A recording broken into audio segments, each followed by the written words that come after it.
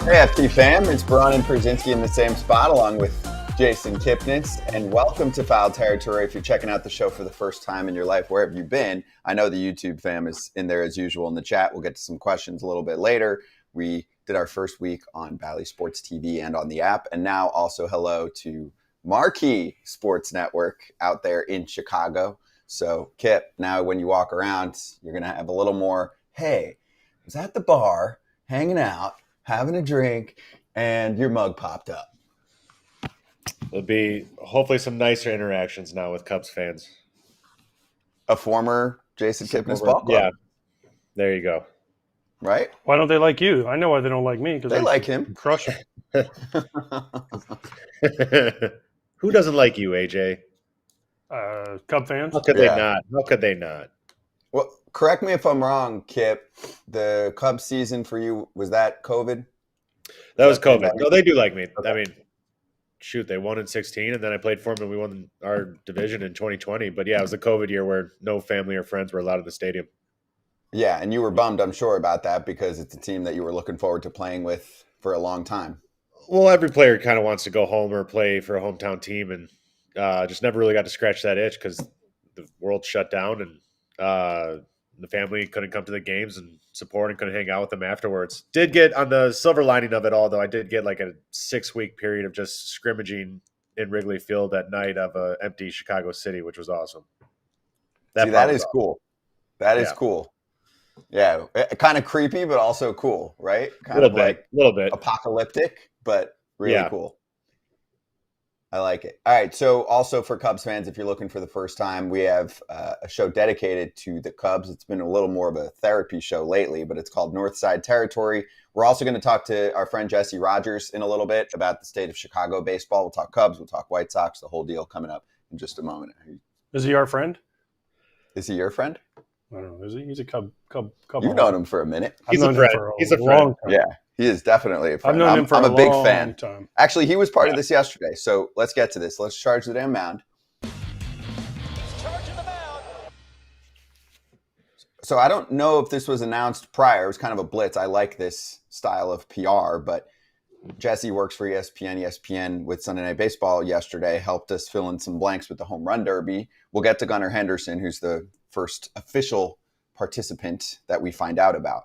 But did you expect to see the Derby format somewhat completely changed in terms I like of the how pitch it's going limits, to go? though. I like the pitch limits.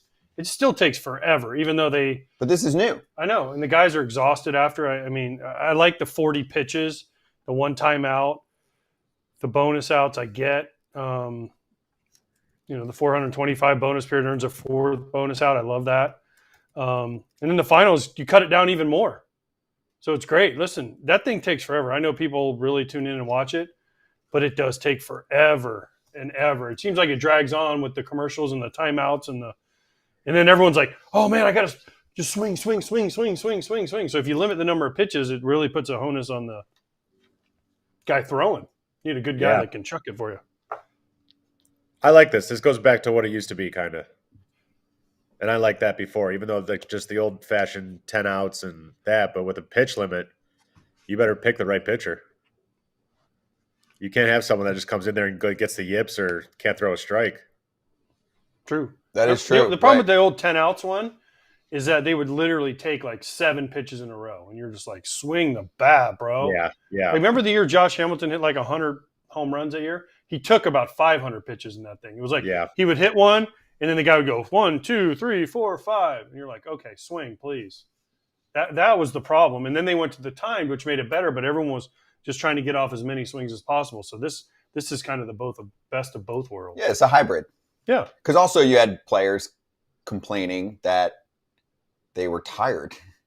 You know? It looked exhausting. It looked exhausting.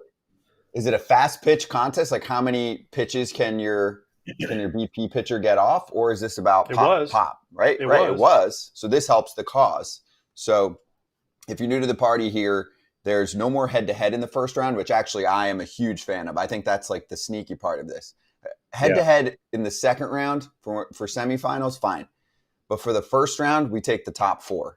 Because sometimes you would have a dude hit 12 and then some monster would come up next, get to 13 and just be like, all right, I'm good. and then you could save yourself for the next round.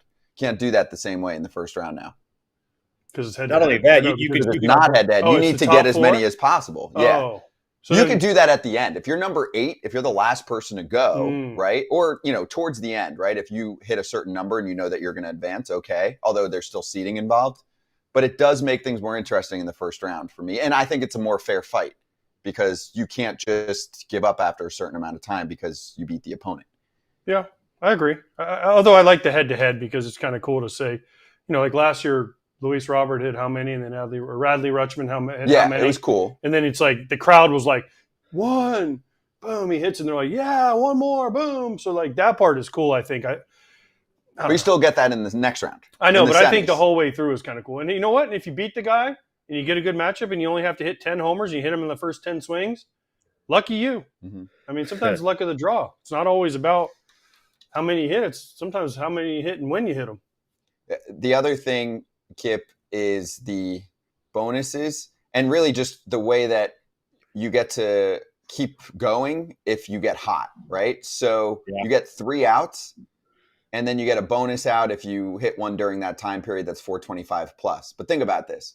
You could be at 8 and you need 20 to advance.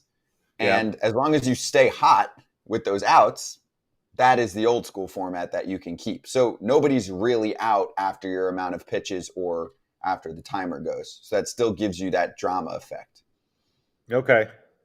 I need to look at it a little bit more to fully understand it. But from the sounds of it, it looks like they're doing a good job with it. Because it's all about the fans. I think you'll have to ask Frazier when he gets back on here, because he was the first one that I saw live in Cincinnati when he won it with the timed one, and it was definitely fun to watch, but it was exhausting. Yes. So timer started in 2015. Is that when Frazier won? Yes, 2015. I wonder if teams, if like not general managers or something like that, are just like, hey, can we switch this back because our guys are coming back from the All-Star break exhausted if they participate in the Derby. I just don't understand that, though. I don't understand how you're so tired. You take swings every day. But not to like this that. extent. That's a rapid fire. I guess. I don't know. And then you get 2 days to recover. I hate that excuse. To me, it's like we had too much time off in the playoff excuse. Like, I'm tired from the All-Star game. Like, if you go to the All-Star game, you're tired, yes.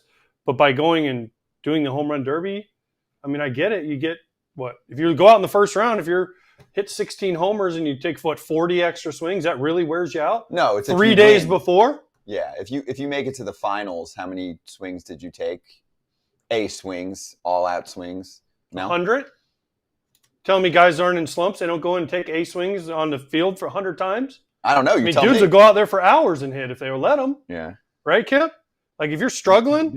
Yeah, but I just think there's the adrenaline of it all when it's a rapid fire and in front of everybody like that. I think those take out a lot more than just working in a cage.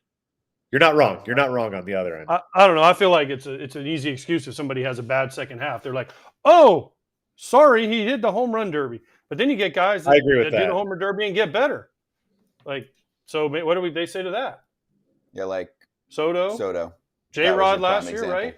Julio Rodriguez got kick-started him last year. Very good call. Yeah. I mean, so how do they explain that? How he didn't get tired? Well, it's a sport that likes to complain. That's what we do every day. So you only look at it in one way. So, for example, then let's get to the next part here. First official participant is Gunnar Henderson, who's an MVP candidate. It's really him and Judge. Don't do it, Gunnar. You might be tired. He's excited about it. He talked about it on Sunday Night Baseball last night. He'll be fine. Good. I mean, he's got a shot to win the MVP. I mean, if Judge slows down a little bit, this guy's got a shot to be the MVP. But yeah, but if he doesn't hit on July 25th, because he has an home run derby, 4 Ks, you know where they're going. Yep. Don't do it, Gunnar. Don't do it. I like it. I think everybody was hearing about him last year, and I think this year's for sure his coming out party. I think he's you're going to know his name already if you don't, but you'll know it after the Derby too. He's fun to watch. You're right, and this shows off the portion of his game that I think is exceeding all expectations. Like, you knew he had pop, but 50-plus homer pop? I don't think people appreciate how big he is. I think he's bigger than a lot of people think because they see just like a shortstop or something like that. He's what, 6'3"? 6. I'll get you the measurables. That might be too high. No, you're right. 6'3", 220 He's is the big list. boy. Yeah. That's a big boy. His mustache alone gets him 20 homers. Mm-hmm. Well, I know you spent some time with the team because you were covering Rangers, Orioles. One more quick mention, then I want to get your thoughts on how those teams are doing. But just a shout out here because we won't have time later to Wyatt Langford, who's picked it up a ton in the month of June. Rangers need him, and he cycles yesterday in a much needed win. Yes, much needed win for the Rangers. They lost the first 3 games of that series. Yes, and so they had to win yesterday because they were. You were there. Give us the report. They can't hit. Although I'll say this, the last 2 games, and we did Saturday and then yesterday, they hit. Yeah. But they couldn't hit. That's everything. Every person you talk to in the Rangers, from Bruce Bochy to Evan Grant to coaches to players to whoever you want to talk to, they're like, we can't hit. And then I'm like, why not? And they're like, we don't know. If we knew, we'd figure it out. But we just like, we can't hit. And then what's happened, and Kip, you know how this goes, and I'm in on this too. You start hammering something like they can't hit 4-seam fastballs. They can't hit 4-seam fastballs. Teams hear that. What do? I mean, they just get and dudes are just blowing it by them, and they can't. And then it becomes a mental thing.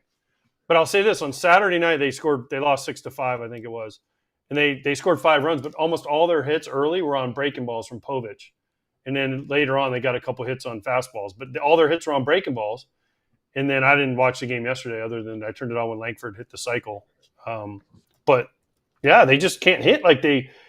Their pitching is about the same as where they were last year. They just can't hit. They're not scoring runs. It really does become a mental thing when you're slumping and people start like trying to define the slump or what's working against you. Let's say it's a fastball up in the zone, then you start working on it on a high tee or in the cages, in practice, and all that stuff. And you're so consumed about trying to hit it the right way that you start chasing even higher pitches instead of taking them when they're balls. And it's like it just escalates into like a snowball effect of a deeper slump. It's crazy because that's the part of the team that most people were not concerned about. They were like, look how good the offense was last year. Now you get a full season of Evan Carter. You get a full season of Wyatt Langford. I'm saying before the year, this is what we said, right? I mean, Langford didn't do much for the first couple months, and now he's coming on. Also, these guys are rookies. You're going to go through this stuff. Not everybody's going to be perfect from the Langford jump. figured out he belongs. That was the biggest thing. Talking to those guys. Carter, they don't know when he's coming back. He's got a back problem, and he's struggling, and they don't know when he's coming back. But the one that's the question, the huge thing is Adolis Garcia. Yeah. He's the one that they were like, this dude hit a ton of homers, big homers, was mashing. We're looking at him. People were talking about him, maybe MVP. Gone. Yeah. I mean, even like we did a thing on Fox. Sorry, I know we got to get to break, but of their OPS this year to last year, it's like Corey Seager's OPS is 200 points lower than where it was. They're all like over 100 points lower than what they were across the board. Nathaniel Lowe, all of them. It's like, wow, what happened? And that's why. They did the home run derby. That's why. All right, so we'll swing back on a surprising team that is going to be the talk of Monday Night Baseball. Yes, the Washington Nationals have James Wood debuting, and we're going to talk to one of their star pitchers this year, Jake Irvin, all about it and how his season's going. Next on FT.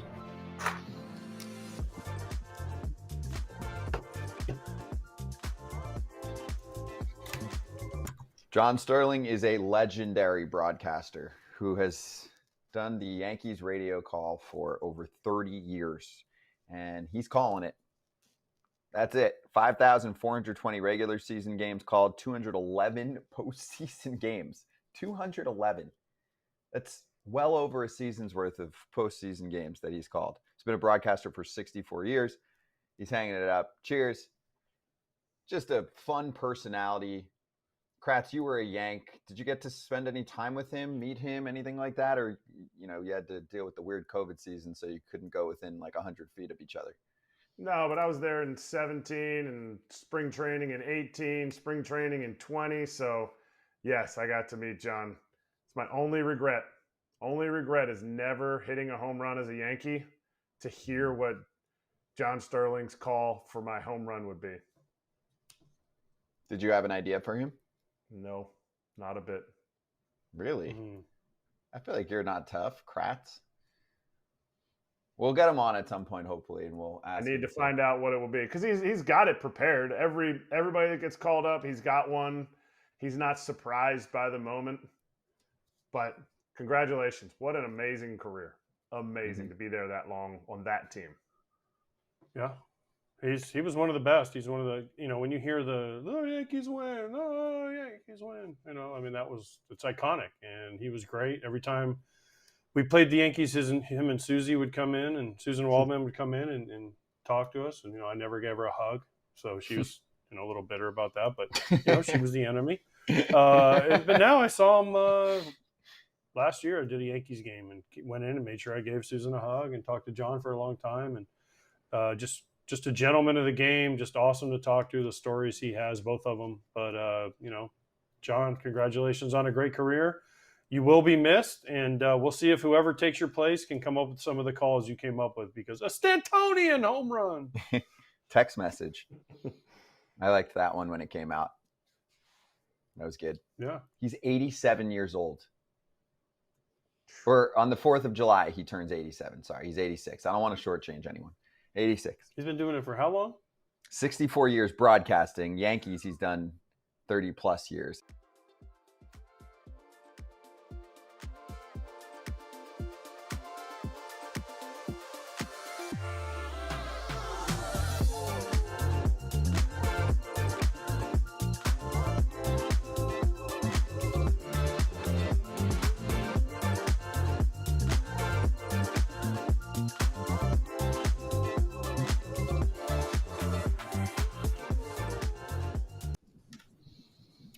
Great season for national starter Jake Irvin, who joins us right now on FT. Jake, great to have you on the show, man. How you doing? I'm doing great, guys. Thank you for having me. No, thank you for joining us. And we're going to get to you, but I think it's fair that we get to the big fellow who steps into the clubhouse now. So give us, first look on James Wood as a big leaguer as he's about to debut for your Washington Nationals, and really just how excited the team is to have a guy who we all know is capable of doing big things. Yeah, man. We're really fired up. He came into spring training this year, and we had heard a lot about him, and he opened a lot of eyes. The way that he plays the game is pretty awesome. He's a very humble kid, and just the fact that he can go about his business the way that he does with all the attention that he's been getting has been really special. So we're fired up. We've been talking about him for a long time, and to finally have him up here it's going to be really cool. What are you looking most forward to? Because I saw him in spring training. He's a giant. I mean, he's a big boy. I mean, he blew us off in spring training. So when you see him today, you can remind him that he blew us off. He was too busy. But what are you looking more forward to? His bat? I mean, he was crushing it in AAA, or is he going to step right in and play center field for you guys? No, we got Jacob Young in center field. He's doing a pretty good job. But I'm fired up to see him swing that thing. Hopefully, add a little power to the lineup. And from what I've been told, he just glides across the outfield. So excited to see those big, long strides out there, and hopefully making some plays behind me. Can you tell us what he's like personality-wise? Did you get to spend a good amount of spring training time with him? Also, I will counter AJ and say, despite James Wood not coming on the spring training version, he did come on Hot Sheet, our Baseball America Prospect show. I don't do that show. I know you don't do that show, but he was great on there too. And we were trying to throw comps at him. He kind of had his own version of comps that he was looking at, because of course, you're going to get like the Aaron Judge type of conversation, but he had other thoughts in mind. Not that he wouldn't take Judge's numbers, but anyway, tell us what he's like as a person. He seemed like he had personality, funny, but also, a little bit quiet and shy, which you're going to get from like a young big dude who is getting a lot of attention, and you can't really hide when you're that big. Right. No, there's no place to go for him. He's a very quiet kid. I think that's just kind of who Woody is. And I didn't get to spend a whole lot of time with him, but the time that I did, he's very quiet, very humble. Just a guy who's a gamer, man. He comes out, he wants to get stuff done and make things happen on the diamond. So, like I said, we're super fired up, excited to add him to the locker room, and he'll be a great addition for us. Okay, so let's go bigger picture with the Nationals right now. Is this where you expected the team to be, and what do they need to do to be a surprise playoff ball club? I know you're not going to think that way, but the national media and fans generally did not put the Nats into a wild card spot, and they have just as good of a chance as any team in the NL right now. Yeah, sure. I think, the biggest thing that we do is we're playing consistent ball. We're coming to the yard every day, and we're trying to learn. We've got younger guys mixed in with a few vets here and there, and guys are just coming to the field excited, ready to play. And between this year and last year, I think one of the big differences is that we're picking each other up a lot. One guy has maybe a bad inning, or reliever comes in and doesn't cash in a starter's runs or another reliever's runs. Guys picking each other up when somebody strikes out or pops out in a big situation. And I think for us moving forward, it's just continuing to kind of keep it within our circle, pick each other up and have each other's backs.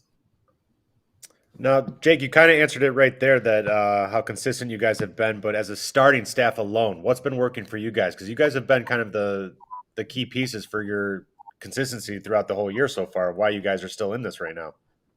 Yeah, we're pounding the zone. It's kind of a no fear attitude for us right now, where like Scott mentioned, we were underrated, a team that people didn't see as a contender, and we're just coming in here and showing that we belong and that we want to be a part of this race. And for us, it's staying in attack mode, making guys earn it, not giving guys free passes or allowing guys to take extra bases. So we're doing the little things right. It's been great to have Sean Doolittle here with us. He's a great addition, along with Jim Hickey, who we had already. But we're doing a lot of stuff right and pitching with no fear. Jake, what about for you and your development? So I think the Nationals as a whole have done an exceptional job developing their pitchers. You're a prime example here, because not everyone's a first-round pick. That's you included. So many people didn't know the names that were stepping up for the Nats and all of a sudden contributing quickly. So how is that converted to what you're doing? Does anything like that have to do with adding the cutter? Like, does that happen as more of like a personal goal and decision, or did a lot of that have to do with the development staff? Yeah, the development staff's done a great job with us. I think as we got closer to the majors, it was kind of preaching to us to pitch with our strengths and to believe in the stuff that we had, and knowing that we were going to be able to make an impact up here. So the staff that we have up here, I know at the end of last year, Davey and Hickey had sent me home and said, we're going to need you to add the cutter, and that's going to be a big weapon for you. But at the end of the day, come back next year and be prepared to help us compete. And I think taking that attitude into the off season and coming out here ready to do that and taking that mindset into every fifth day has really helped. And I'm sure that that's kind of been the message to other guys as well. Hey, Jake, when we were in spring training, we were kind of stationed over by where the bullpens are over there at Paul, what's it called? Ballpark of the Palm Beaches or whatever it's called down there. Yeah, and Travis Scott. What's that?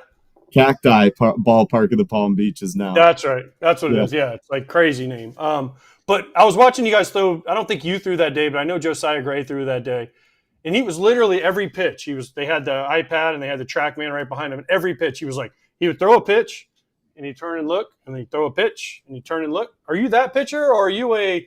You know what? Let me know when I'm done, and we'll figure it out. Or do you want to know every single pitch? Because for me, it would get old as a catcher. I'd be like, hey, let's hurry this up, bro. I got to go catch another one of these.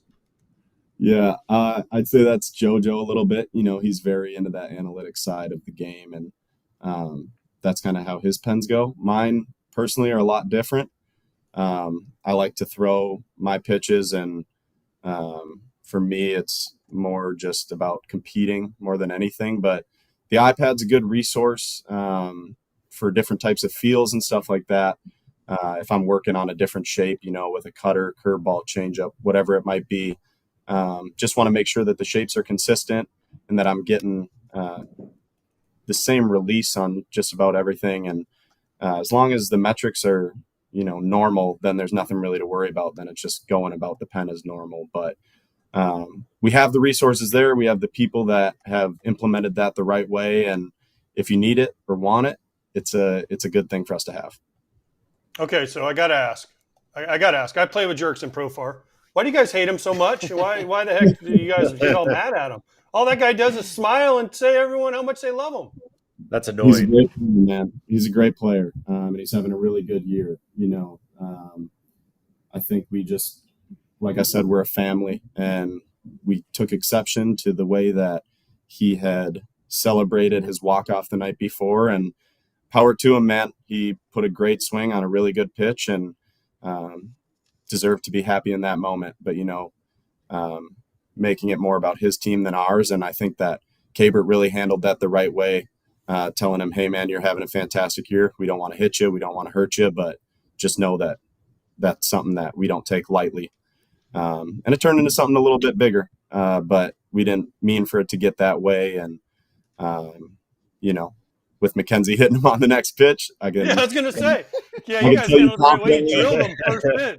Yeah, I can tell you confidently that was just a guy who was excited to get back on the bump and blow a fastball by him, and just happened to yank it and hit him in the foot. But, there's no animosity there. That situation kind of ironed itself out, and he's having a great year.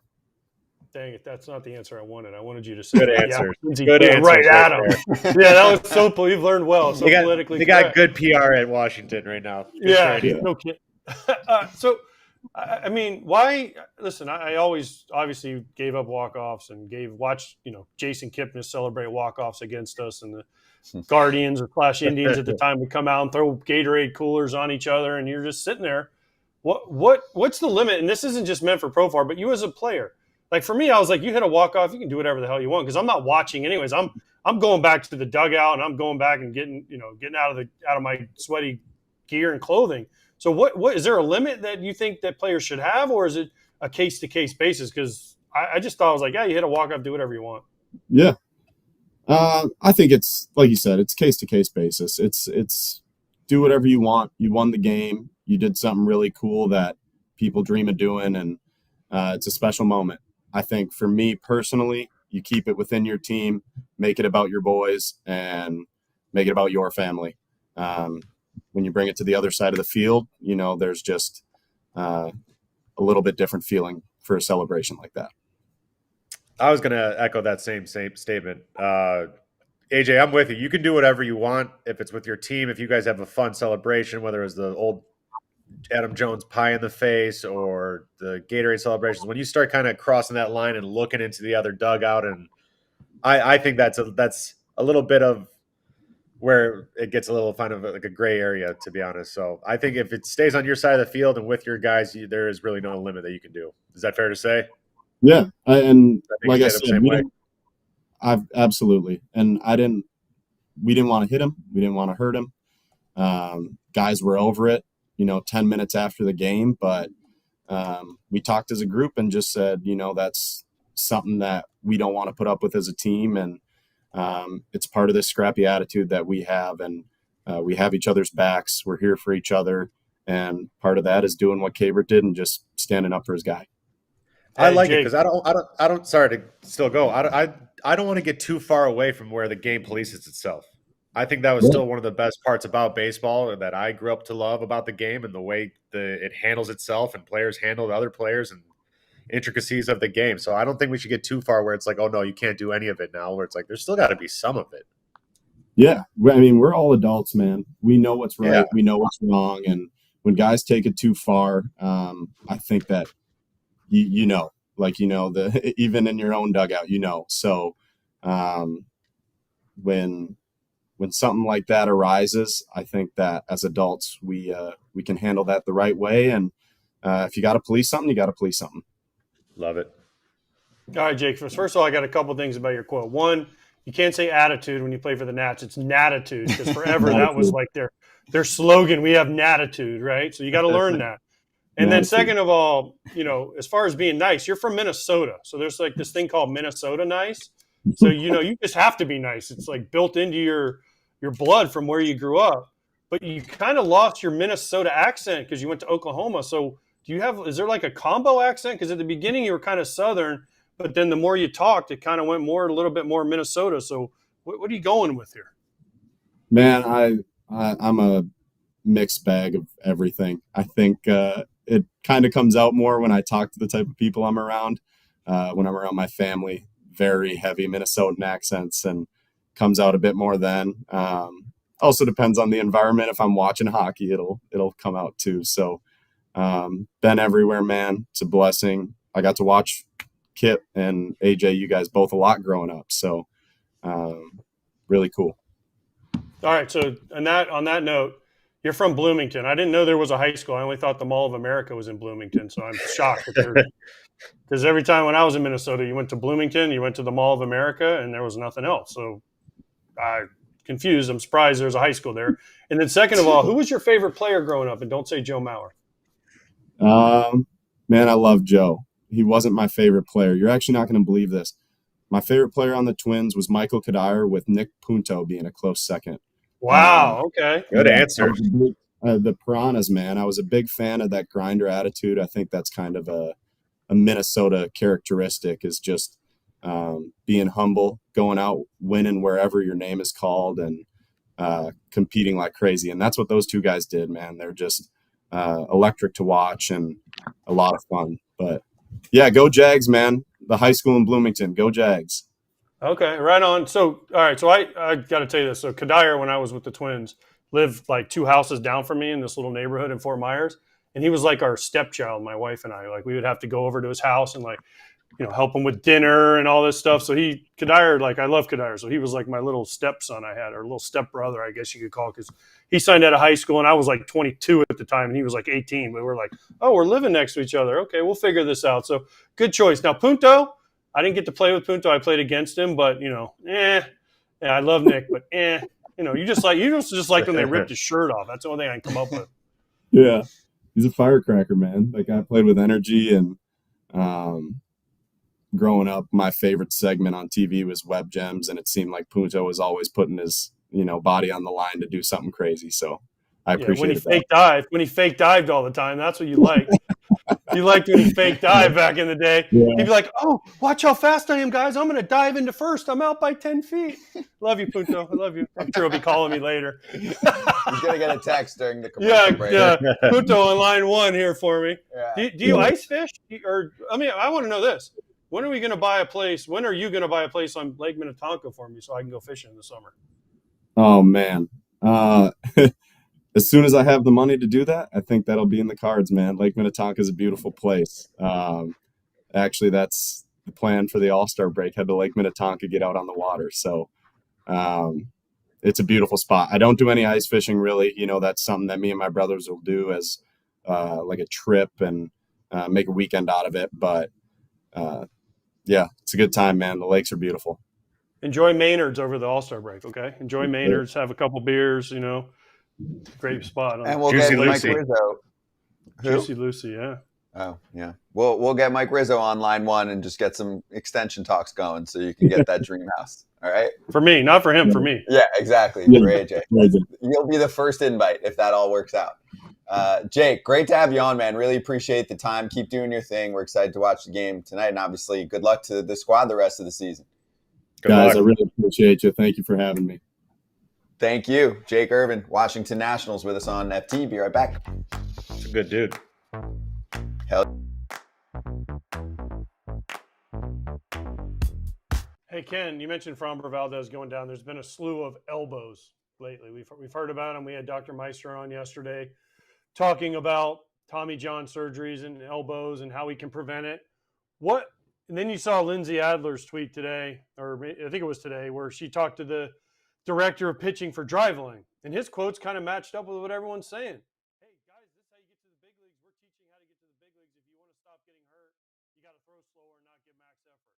That's not going to change, right? Because people are going to be like, damn, I'm in the minor leagues. I need to get to the big leagues. I'm going to throw this pitch as hard as I can. I'm going to throw the next pitch as much spin as I can, whatever it takes to get me there. It's not going to change, AJ. But that Lindsay had in the Wall Street Journal today from the director of Driveline pitching bothered me. And it bothered me because what he said was, hey, if we're going to lower their effectiveness, we're going to lower their values, talking about pitchers, and that's not the business we're in. Here is the quote exactly. The ways that you would lower the injury risk are also the ways you'd be lowering the player's value. At the end of the day, that's not the business we're in. Now, Driveline has done a lot of great things for a lot of pitchers, and having them in the sport has been a plus for the most part because they've educated pitchers and helped pitchers become better versions of themselves. But in the process of doing that, if you're helping pitchers become better versions of themselves, but ultimately hurting them, that's not a gain. And that's what I wrote in my column a couple of days ago, that this idea that because everyone wants more velo, everyone wants more spin, that's how you win? Well, yeah, short term, that's how you win. But are these players winning when they're getting hurt? Are their teams winning when they're losing them? Is the sport winning when we go through this every single year? And this year it seems with bigger names than usual? No, the sport is not winning. And there has to be a better way. Now, I don't know what that way is, and I don't pretend to know what that way is. But maybe what the answer is somehow is to shrink the size of a pitching staff and make sure the front offices don't manipulate rules here either, and increase the importance of pitching greater length. Maybe not just for starters, maybe for relievers too. And then you wouldn't have such an emphasis on velocity, perhaps. You'd be dealing with pitchers who would need to be more craftsman-like in their approach. Again, I get what the guy is saying. We all get it. And yeah, it's tough to tell an athlete, any athlete, don't be the best version of yourself. But if that best version of yourself is ending up with you getting hurt, I would suggest we need to find another way.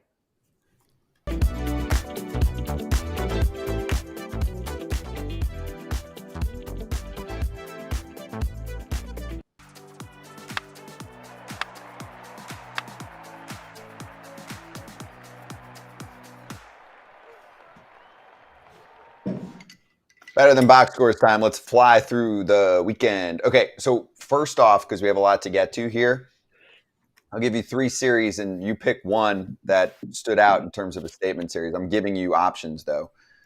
Brewers taking down the Cubs. They take 2 out of 3. They had the historic Grand Slam binge that they're on right now. They're hitting a Grand Slam like every other day in the month of June. We're going to talk to Jesse Rogers about the Cubs side of things, so stay tuned on that front. Try not to cry, Kip. Yeah, well, we'll have plenty of Cubs therapy coming up. Giants beat the Dodgers in a series this weekend, and then the Royals take 3 out of 4 from Cleveland. Any of those stand out for you, or whatever? The KC one, they kind of stayed alive because Cleveland was starting to really put some distance between themselves and the rest of the division. So they kind of stayed alive. They, if they lose 3 or 4, there's 7 out. They could have been 9 or 10 out. So that would have been a big jump, right? Yeah. But I mean, the Giants aren't winning that division, so it's nice they took 3 or 4. Give their fans some hope, but they're not winning it. And then, the Brewers are just smashing the Cubs. So, I mean, the Cubs are 11.5 out, and they're not even in the wild card debate right now. So, I mean, to me, none of them really – it's still too early. It wasn't even July yet. But out of them all, the one is the Royals and the Guardians because they at least stayed within somewhat of striking distance. And to stay in wild card distance too, Kip, because, I mean, a few weeks ago, you look at KC and you're like, well, they're at least going to make the playoffs. And it's like, there's way too much time left, and there's too much competition in the American League that's kind of been down that could play up over the next 80 games. No, AJ nailed it. Cubs aren't exactly playing good baseball right now, so Milwaukee beating them is not exactly a big story. Giants, it's a nice win versus Dodgers, especially because Dodgers have been playing some good baseball lately. But the Royals is the big one versus Cleveland to keep it not too far, to keep it in reach. I think they're not going to catch them, but I think it's nice to make – you want meaningful games in September, and they're going to be there for that. Okay. Well, I got a question for you, Kip, because you did some radio games for the Guardians this year. Yeah. Right? What are they doing different? Because it's the same – it's almost the same team. Now, I know that all of a sudden now they can hit for power. It can't just be Stephen Vogt saying, hey, guys, let's try and drive the ball. Like, what's the difference? Their bullpen's nasty.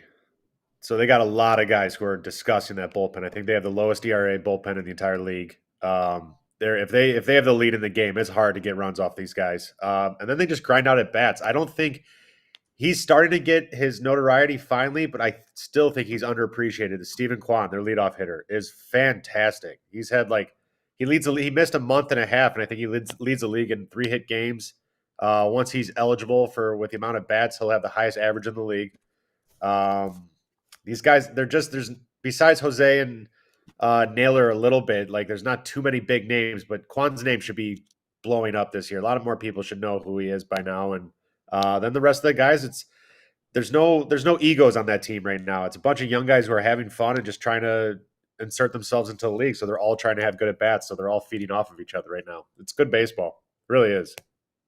The thing to me with Kwan, and by the way, Tristan McKenzie was sent down. He's really been struggling to get his command back. So we'll see what happens there. You know, he's had health issues in the past. He's been on the field. He just hasn't gotten the repertoire back to the way that he wants it. But with Steven Kwan, it's been there. The three, mid 300s hitter. He's hitting 368 right now. Power. Like, that's what I'm talking about. He's got power. Do you know what his slugging percentage is? It's over 500. 535 from listed 5'9", 170 Steven Kwan, who couldn't pull a ball last year to save his life. Exactly. So He'll be something the first one to changed. tell you he's not the strongest dude. He's like, I am not the pop guy. I'm not the athlete here in the bigs, but right now he is. To me, Kip, that's what's explaining the Cleveland offense, because last year they had no pop. They were a contact team. People were like, hey, you got to come to the 21st century here and have a little more power in the lineup. They didn't even really change the lineup much. No, I can't remember where I saw it or who was talking about it, but they wanted Kwan, who his hand-eye is so good that he's able to like fight off pitches and just put them in play. And they're like, we want you taking more aggressive swings. We want you almost swinging and missing a little bit more. We don't want you just because you can hit it doesn't mean you have to. We want you to still be in a strong position and taking a stronger swing at the ball. So I think that's worked for him, where instead of like, oh, this one's off the plate, but I can touch it and hit a ground ball to short, but I'm going to be out. They're like, hey, let it eat on that one and still like try to drive the baseball. If you miss, that's fine, because he's nasty with 2 strikes. He's still one of the toughest outs with 2 strikes. I think these guys, they do just such a good job of getting it to the next guy. There's just the rallies are always there. And then let's get to the Yankees-Jays series. Quickly, I'll give you a few notes, and then we'll focus on one portion of that series. So first off, for the Blue Jays, Vladdy had a huge day on Saturday, showing off for maybe his future club, the Yankees, 6 RBIs. Jordan Romano, their closer, has been shut down temporarily. That's not good news for the team and even for him as a trade asset. Garrett Cole bounced back, 5 innings, 1 earned run, 6 strikeouts. Aaron Judge is on Triple Crown watch and basically on the same pace as last year. But also, did you see Marcus Stroman have, a temper tantrum, and then Judge caught him in the dugout? I love what Judge did. I love what Judge did. Listen, this was a thing with Stroman that we talked about before when he signed there. We're like, everyone's like, oh, he should be a Yankee. And we're like, well, he does things that Yankees don't usually do. And that's show emotion, and I'm all for it. Listen, showing emotion and getting excited, I love it.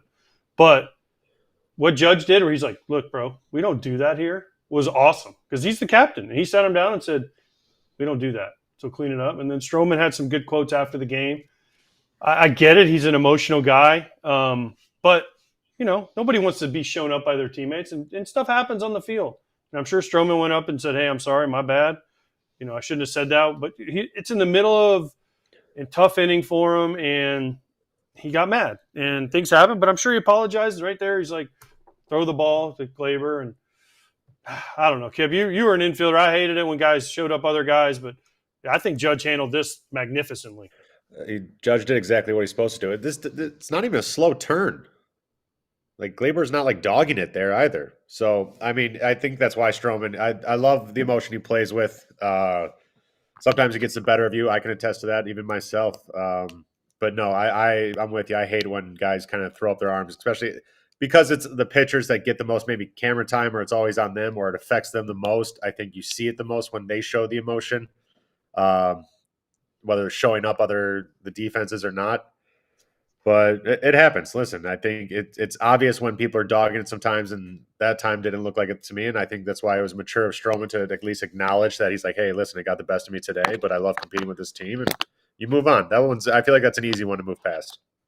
Did you see Justin Steele also light it up more in the dugout? And that one looks like he's trying to fire up the boys too, because they've just been struggle city, talking Cubs again. Kip, you saw that from Steele? I love it, to be honest. I like guys. That's what I mean when I want someone to put their foot down and just not say, hey, we don't do this here, or like, this isn't what we're about, or this isn't the record that we should be having right now. There's got to be more, and people need to fight the way that he's trying to fight right now. It should mean more to guys that it's not. Agreed. Listen, as someone that would go in and yell all the time, and you're not really yelling at anyone and personally, you're just yelling in general, like, let's go, boys. Like, this is kind of, and what he's kind of saying is like, it's embarrassing. We're out here losing every game, and we're supposed to be a good team. And as a competitor and as a professional, you get tired of it. And that's what Steele was doing there. Steele was just like, let's go. I think he'd just gotten out of a big situation. They ended up going out and winning that game out right after that. I think somebody hit a 3-run homer or something. They maybe Hap, and they took the lead and they won that game. But yeah, show some emotion. And especially the way Steele did it. He didn't do it on the field. He wasn't showing anybody up. He yelled at his team in the dugout and was like, let's freaking go, boys.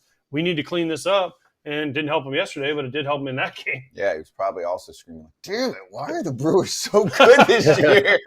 We're going to talk There's a lot of games. Sorry, there's a lot of games, Yeah. and it can get very monotonous and just routine and stuff, but it becomes very frustrating when you can tell it means more to you than it does to some of your teammates at times. And there's not everybody will have days off, or everybody will have a bad day, or just not, or lacking energy or something like that. That's going to happen when you play 162 games. But when it's just like a reoccurring thing and you guys are losing too, it's one thing if you have a lead in the division, but if you're losing and things aren't going that way, and then you're seeing where it just doesn't mean as much to some guys, that's good on them for calling it out. That's a winner mentality there. Yeah, because their playoffs is now. If they don't play well, Yeah. they're going to sell some pieces, which we'll get to a little bit later. Okay, Trevor Megill's ready to go, so we're going to bring him in right when we swing back on FT.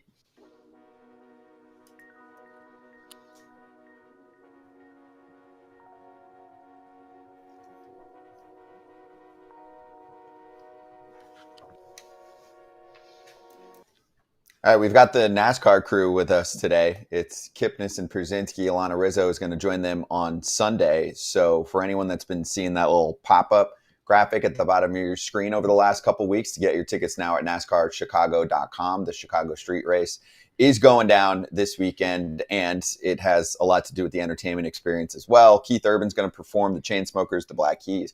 FT's performing on Sunday. You guys excited? You pumped? I am. I'm just hoping the rain holds off, because last year I was at this thing and it rained and rained and rained. So Is there 85 and sunny.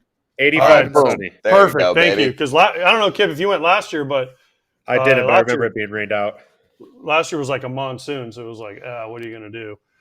So no, I'm just hoping it's sunny, and if it is, it's going to be an awesome day, and it's going to be cool to see those cars going around Millennium Park and that whole deal. But I'm looking forward to it. The only question is, what am I supposed to wear, Kip? Like, what do I wear to this thing? Shorts and a t-shirt, I think. Yeah, FT shirt. Okay, all right. I just want to make sure. Yeah, Just keep wanna it make keep sure my it keep it casual. You're gonna be fashion- schwitzing a little bit in that 85 and sunny by the lake. Mm-hmm. Hopefully, we're in a covered space. We'll get you some coverage. Like, can we get Claudia bit to of hold shade. up an umbrella over me and Kip while we're talking? Would you like a pina colada as well? Yeah, that'd be now. See, now Can we we're get talking. AJ one of about- those neck fans? Yes, the thing that looks like headphones and just blows right Yeah. down you. The mic would pick that up, so that's too far. Okay, but maybe we can get you a little umbrella and a little drink with an umbrella. That's the Yes. best that we can potentially do. Alana Rizzo is going to join those two, and you'll see them on Sunday, July 7th, either in person or 11 a.m. Central Time, 12 o'clock East Coast Time on FT. We'll stream it as we always do. That'll be on the FT YouTube channel. I mean, right now we're just on YouTube until we come back on Bally's, but just so you know, it won't be on Bally's, obviously, because they have baseball games going on. So you'll have to come to the FT YouTube channel, which you're watching right now. Make sure you get your tickets at NASCARchicago.com. It's a great time. Yeah, it's a good time. These two will be great. And they'll have some guests too, including some drivers that will be on the FT hot seat. All right. We'll swing right back with Trevor Megill on FT.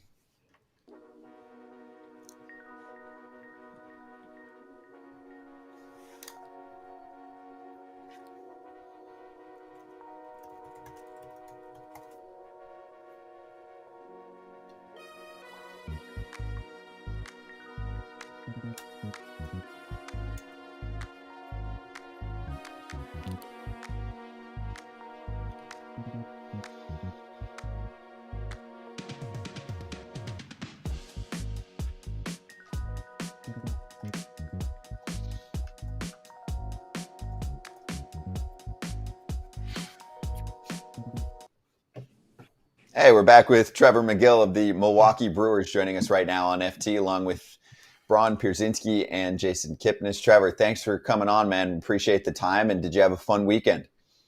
Hey, good morning, guys. Thanks for having me on. Weekend was great. It's always fun with those Cup series there at Milwaukee. So good series wins for the boys. I'm always curious. I know it's already happened once, but what it's like to have Craig Counsell come back to Milwaukee for, another time now, and to hear how passionate the crowd is. Do you feel like the Craig Counsell Bowl, or whatever they're calling it, amplifies the crowd and the energy of this series and has created more of a rivalry than what already existed? I mean, that's more of a question for the fans, I feel like. We're kind of just there to show up and play some baseball. I didn't really get to know him too much. I did get to be around him a little bit, but, I wasn't there for, numerous years under council. So I have a lot of respect for him, but that's kind of a little bit outside of my my thing there. All right. What's Murph like? I had your game in San Diego last week, and he was standard Murph, and I was asking him questions. He never answers the question you ask him. So I'm like, so how's McGill doing as closer? Well, Yelich is having a really nice year, and he's really – I'm like, no, Murph, is that how he is with you guys too? Yeah. I mean, that's Murph.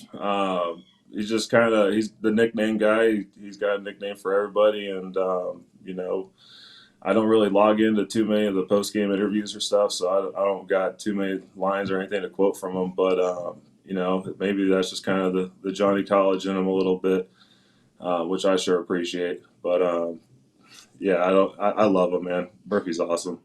What's his nickname for you? Lance, for some reason, can't put a pin on that. What? Lance. You didn't explain it? He hasn't explained it to me. I have no idea. It's just kind of. You got to find out today, because that doesn't make any sense. Lance. He might think that's your name. I don't know, man. We've just been rolling with it. It's been working. So I'll let Murph kind of just call who he wants to call his names, and go out there and give my best effort for him every day. Has he tried any of his tricks on you yet? Has he tried any of his stunts on you? Because when I went in there on Saturday last week, I got a bagel and I brought it in and I took it out of my pants, and he didn't eat it, which I swear I did. And he didn't think it was very funny. But when he does that, he thinks it's hilarious. So has he tried any of his little prank tricks on you? You get the wrong kind of bagel or something? I don't know. Has he not come up to you and pulled a bagel out of his pants and be like, "Hey, you want to try my bagel?" I haven't seen a bagel yet. That's good. Be happy. One, so I guess I'll be on the lookout. All right. He hasn't done any of his other stuff, though, because he's got all these tricks. Yeah, but he's a manager now. He's not a bench coach. He said he would never change, but he's always got something going on. He doesn't even have the same hair anymore. He got the haircut all tight now too, right? True, that's true. Got the buzz cut. I don't know, man. Whatever he's doing, I like it. So you can just keep doing it. Look at him now, yeah. Look at that. That's a sharp-dressed man right there.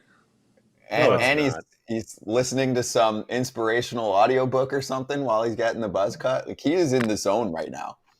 I don't even know what he's into on those, but yeah, he's definitely in the zone, that's for sure. So is the offense. So tell me how fun it's been to see all the grand slams happening, and when the yes. Hold on, sorry, I'm not interrupting you, but I just got from Mike, your PR guy, nickname glossary. You are not Lance anymore. Now you're Clifford. By the way. Fuck. So now you're gonna explain Clifford, because you definitely know what that one means. Idea, man. That one rang a bell. I have no idea. That's just kind of the mastermind. You never really know what's going on up there with that guy. So like the big red dog, because he's 6'6". We'll go with it. I don't know. How tall? Wait, are hold you? on. No, I got the whole list here. Hold on. You got it. Okay. So Mike said Buskakis is Boo Boo, which makes sense. Yeah. Churio is Jack, because it's Jackson. Oliver Dunn is Oscar. I don't know. DL Hall is Billy Bob. Reese Hoskins is Pee Wee. Brian Hudson is Rock. That makes sense. Trevor Megill, Clifford, previously Lance. Holby Milner, Doctor. Garrett Mitchell is Bruce. Joey Ortiz is Tito. Colin Ray is Code Red. Bryce Terang is Slim. And Bryce Wilson is Billy. I don't know. This just must be what runs through his head all day. The Terang one's the only one that clicks for me, because he's whipping Eminem as his walkout song right now. So that's the only one. That maybe Tito with Joey Ortiz. So other than that, we're just rolling with it. I like Code Red too. Yeah, that's just like a gamer nickname, right? I want to know why he calls Reese Hoskins Pee Wee, because Reese isn't like a small fella. Probably Pee Wee Reese. Oh, there you go. Yeah, nice. See, you do know these. It could just be like the Office situation where Michael Scott just comes up with random things to remember names. That could be it. We don't know. Wait, what was Kip? What did he call you? Didn't you play for him at Arizona State? Yeah, but I don't think I had many of I'm trying to think. That's been a while. I'm trying to think of the nicknames I had by then. I would just laugh at the ones. He would kind of go more towards the freshmen and sophomores. I kind of, as long as you stayed on his good side, you didn't get any of the bad nicknames. Some are just playoff names. Some's like the Pee Wee and Reese. Sometimes they're just the play on words for the names. But if there's a reason for a nickname that he's going to give you, you just want to make sure it's a good reason. I like that. All right, so I have another potential nickname for you, Trevor. What about All-Star? I mean, we'll state your case, and I know the fans pick the position players, but is even a slice of it on your mind that you could end up, in Texas? We might see you there, actually. It wasn't even a thought until the All-Star emails came out and I saw my name on there. So, yeah, I mean, it hasn't been a thought all up until about a couple of days ago. Have you played the Diamondbacks yet? I don't think so, unless it was. Yeah, I don't think we have. We go there August or something. Oh, because I'm thinking, I'm looking at the schedule right now. I'm thinking if you guys play the Diamondbacks, you need to be in Torey Lovello's ear because they get to pick. Although they don't really get to pick any players. It was weird. Bruce Bochy this weekend was like, I don't get to pick any players. What happened? It's all picked by the players. So you need to be out there on every player every time you punch a guy out and be like, punch my ticket to the All-Star game, dude. I just cage you.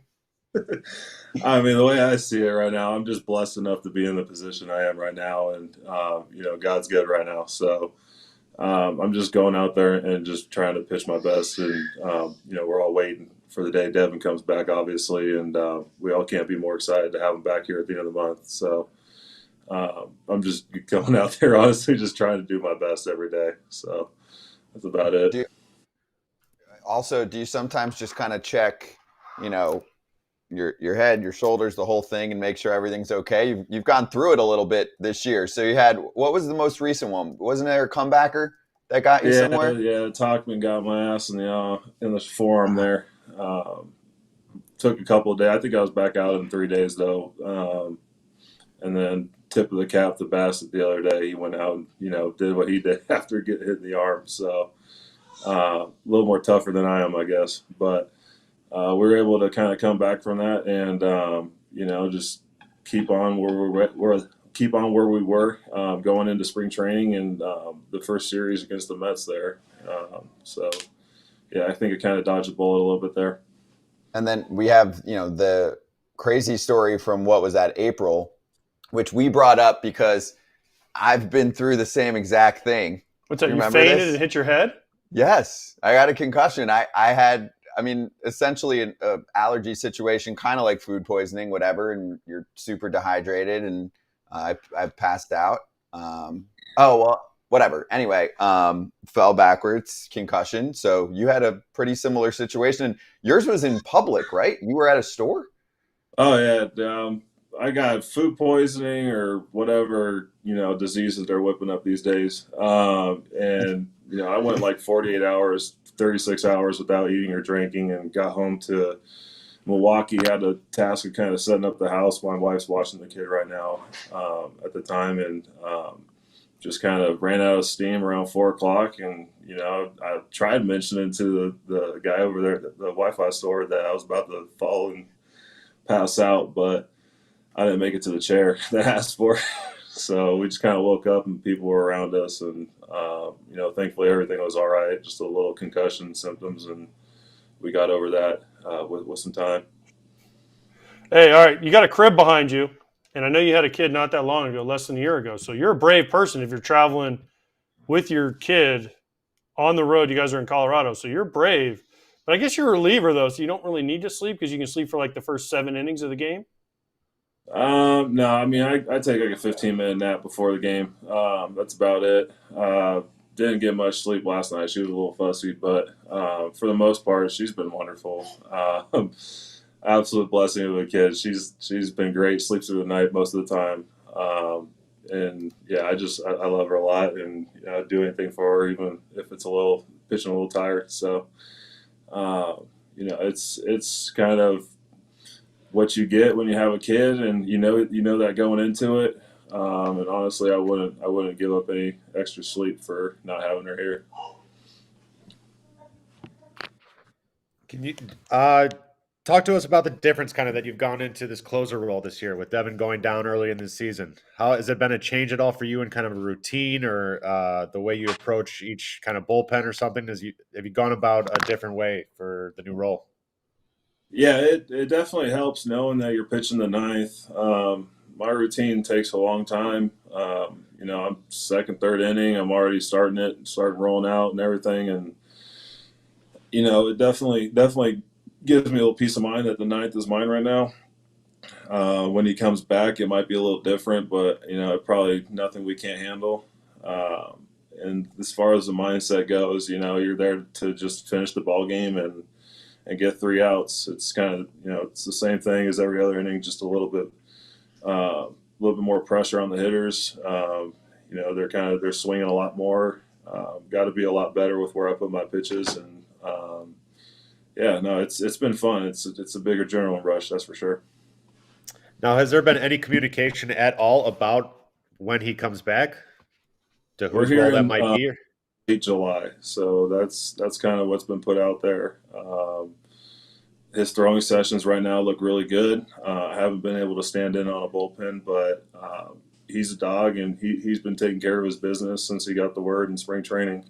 So there's no doubt in my mind or the team's mind that he's going to be ready to perform when he gets back. Now, who has the closer role though when he comes back? That's his job. I'm here as a placeholder. I'm here just to hold it down, for pretty good placeholder. Back. Yeah. Like I said, we're blessed enough to be in the spot and to be pitching the way we are. So it's his job. There's no ego attached to this. It's just, we're here to support the team until he gets back. Hey, so another unique part about you, of course, is that you've got a big league brother as well. So Mike in the chat right now said, do you and Tyler watch each other's appearances, and do you ever have dialogue about what you're seeing, right? Like, have you ever, first off, do you catch, as much of Tyler as you can? And if so, will you ever shoot him a text like, dude, your front side's a little, it's leaking a little bit. Any of that going on ever? Absolutely. Yeah, I'm always trying to watch his games. He's got a lot more innings to pitch than I do. I'm in the bullpen there with the iPads, and if there's start day we're playing, I'm in there watching what he's doing. Kind of sucks with his option, that he just got the other day. So he's going to go down there and take care of business and come back better. But I think he's in a good spot coming off of what he did last year and how he brought, his attitude and his work ethic into spring training and kind of developed himself, put a new pitch in there, added a cutter, the splitter, got his ride back on his heater.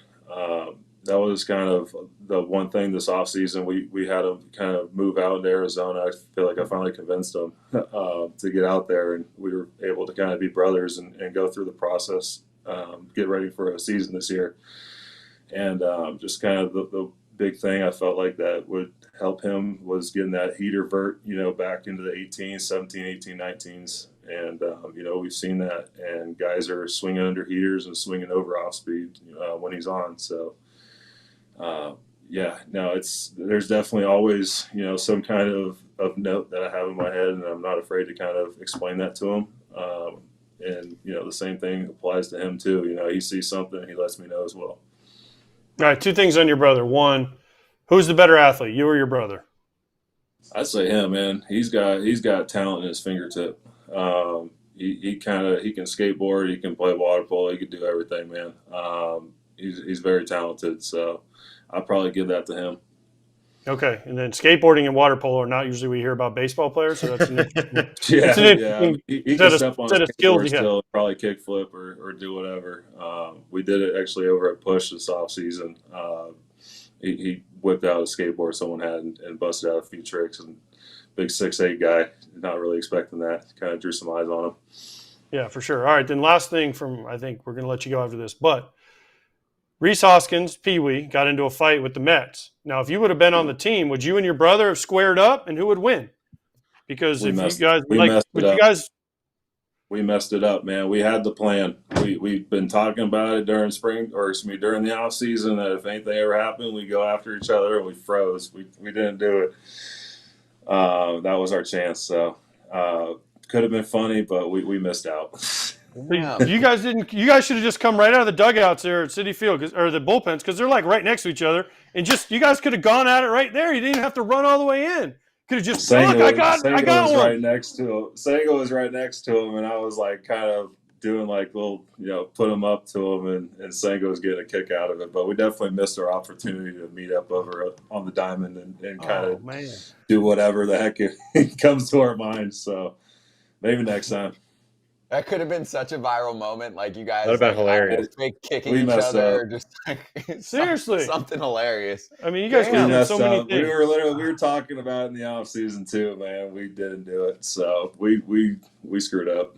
Or y'all could have just fought for real. That would have been even better. Mom and Dad might not have been happy, but y'all could have scrapped for real. Or all those times, I'm sure you beat up on him when he was your little brother. It's even now, man. We're the same size.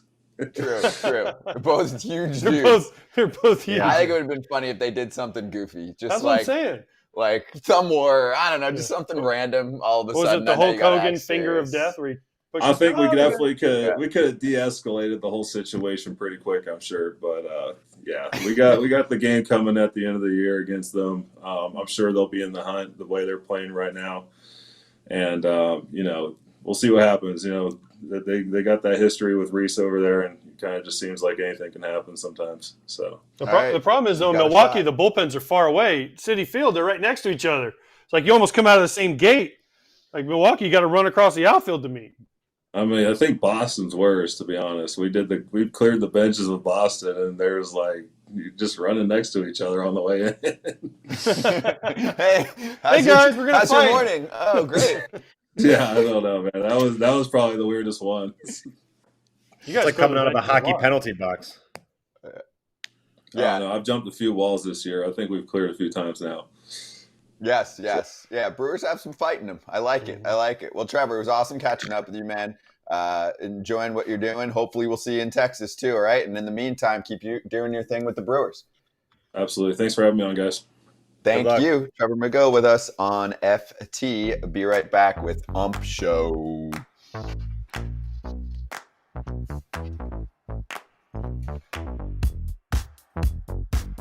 Okay, Juan Soto, I got to tell you, Todd, I've never seen anything like this. I mean, I've seen a lot of stars walk in.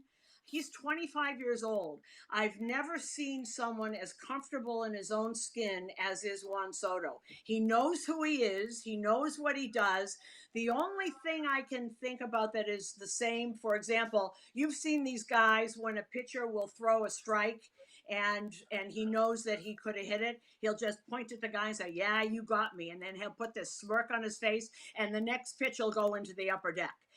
The only one who I ever saw who acts like that and terrorizes pitcher was Manny Ramirez. And you remember what he would do. He would laugh at you if you hit him or you struck him out. And then you knew the next time it was going into going over the Sitco sign. He's something. He's really something. And the only thing I can think of that is also similar is when Wade Boggs got to the Yankees. Don Mattingly told me that the year he got there, the Yankees went from last in bases on balls to first in a few months because Boggs was in there and everybody watched him. Quite frankly, everybody talking about Soto taking pitches and getting on with walks, nobody cares because Aaron Judge is behind him. And I think there's a little timing thing that's going on. He would never admit whether anything still hurts, if he's having trouble with the foot, but you know what, as he said to me, I guess last week, he said, I wish this were in the middle of the year because then no one would notice, which you don't if it happens in July. But just think, this is what I think the Yankees are thinking. They are doing this without Aaron Judge, Anthony Rizzo, and Gleyber Torres are not hitting. And last year, when you didn't have Judge hitting, this team didn't win.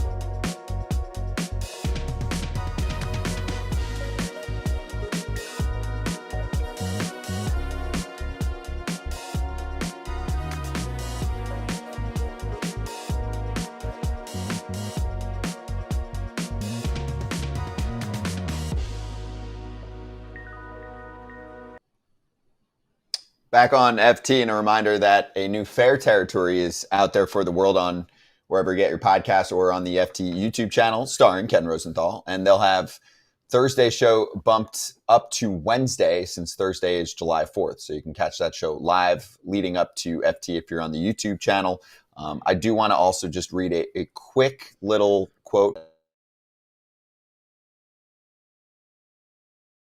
He was talking about Brent Rooker. He was like, Rooker suffers because Mason Miller is the sexier attraction from the A's, whose chances of getting 2 selections are about as good as me dunking on Zach Edey. Or Eddie or whatever, however you say that big Purdue dude who got drafted. Did you like that line of Ken kind of... I'm surprised Ken knows who that is. That is true. He does not know much about other sports, right? He doesn't know much in general. Oh, wow. Wow. Ooh. One more shot actually fired from Ken last week on Thursday. Alana asked Ken what they were going to cover on his next FT appearance. And he's like, I'll paraphrase. I don't know, Alana. He's like, whatever we have planned, they'll probably veer up and ask me something else anyway. It was a great line. So we'll have Ken on later. Listen, week. Ken, you got to be ready for anything when you come on here. I bet you McGill wouldn't think you'd be talking nicknames with Pat Murphy. No. Exactly. Right. Or even the bagel story nowadays surprises him. But anyway, we got a lot to cover in Show. Let's do it. Stay right.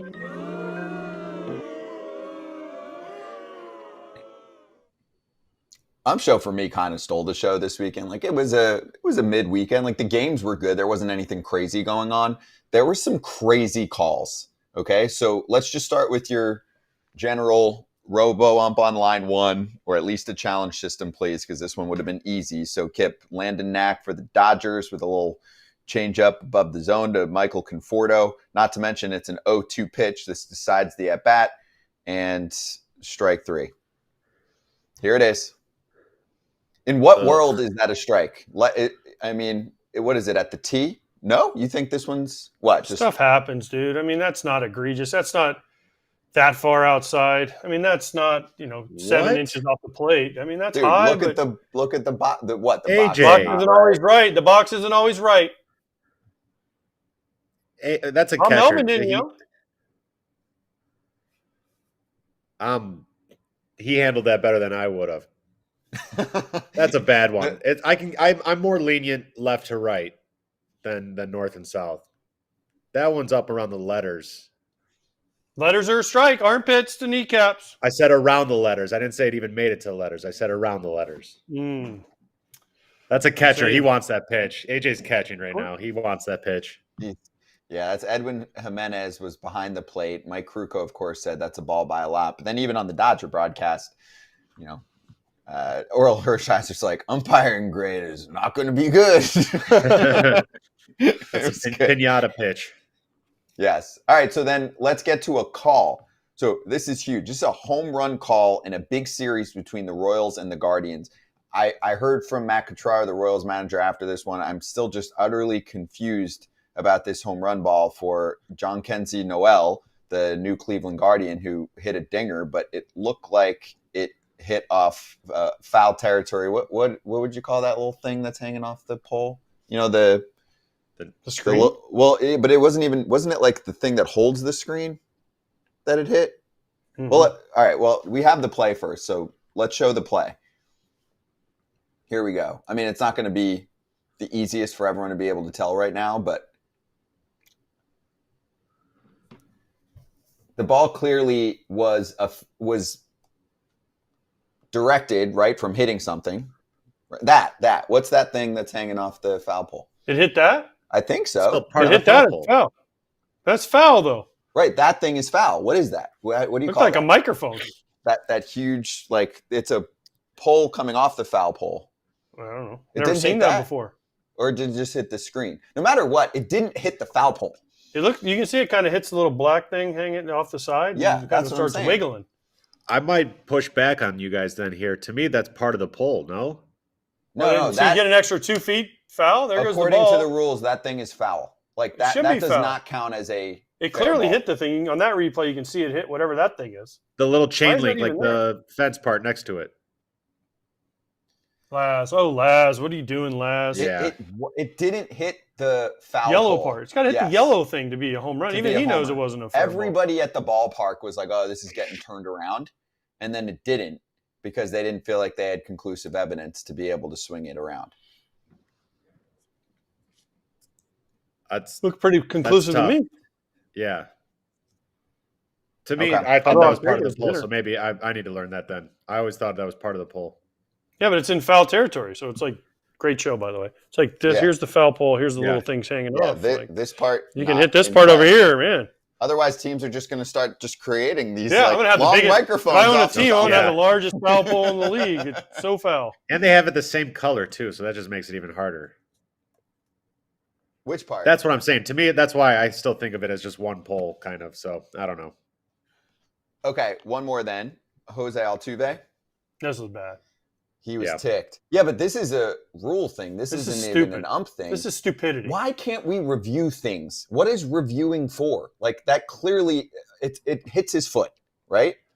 Not only that, but they have, I've told this story, they have a camera.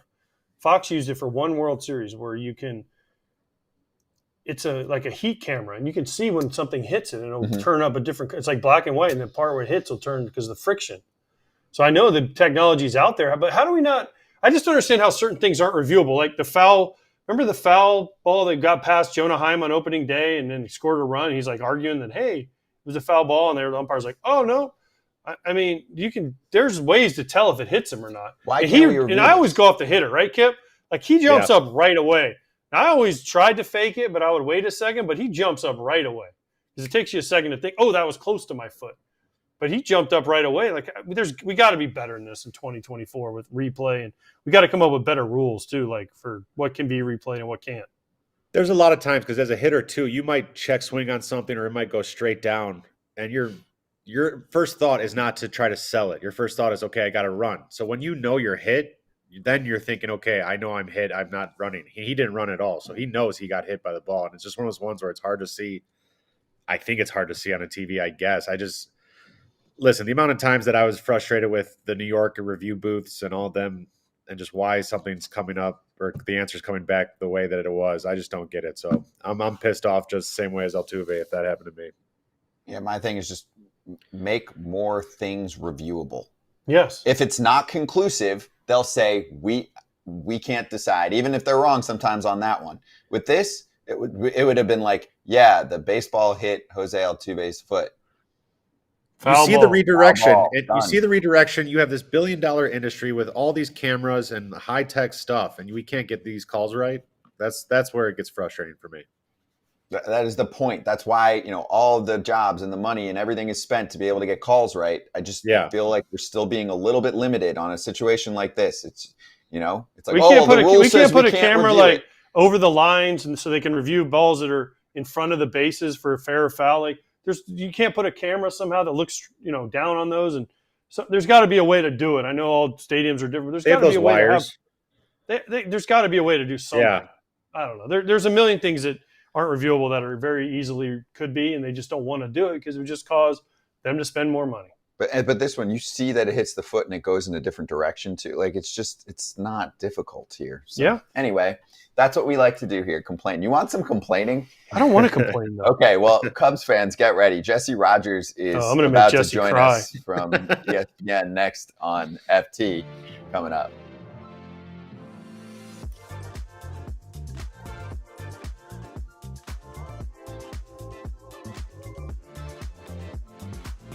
We run what he said post-game. He's had a few notable post-game conversations already, so let's start with this one. Was it just a matter of command, location, selection, anything specific?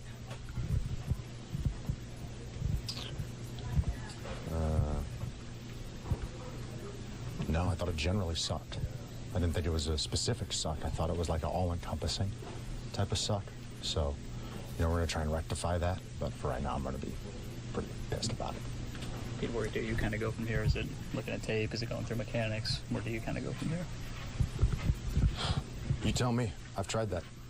If you got an answer, I'd love to hear. Just, not going to let it beat me up for, I'll maybe give it till 10. It's 9:44 right now. We'll give it 16 minutes of of sulk, and then we'll, get back on the bump and figure it out. Oh, see, I didn't catch the whole quote. It was actually even better than I thought, Kratz. The all-encompassing suck was just the intro to the entire monologue. My favorite part was because he's always got that same look on his face. He didn't even answer. He was just standing here like this. It was like, I mean,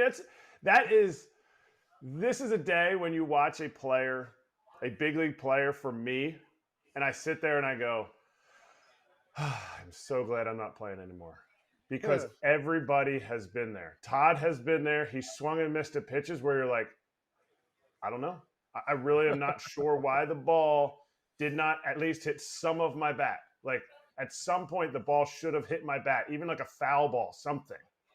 And we've all been there. My favorite part about the whole thing is he allows himself 16 minutes to sulk, and I think that's the best part of it. I remember, I'll give you a good example. Dontrell Willis, I played in the minor leagues and in the big leagues with the Reds for a little bit. Before he'd have a struggle, he'd get nasty, he'd get angry, throw something. But right before he left that clubhouse, he'd take a deep breath and go, all right, it's over with. Got to go home. Got to go to my kids. And I think he's sort of doing something like that, letting himself feel bad for himself. He's a professional. He's a normal human being too. So the way he's going about it, it's kind of funny. I was smiling. It's kind of comical, but he's being real, and that's all you can ask for from a player. Yeah.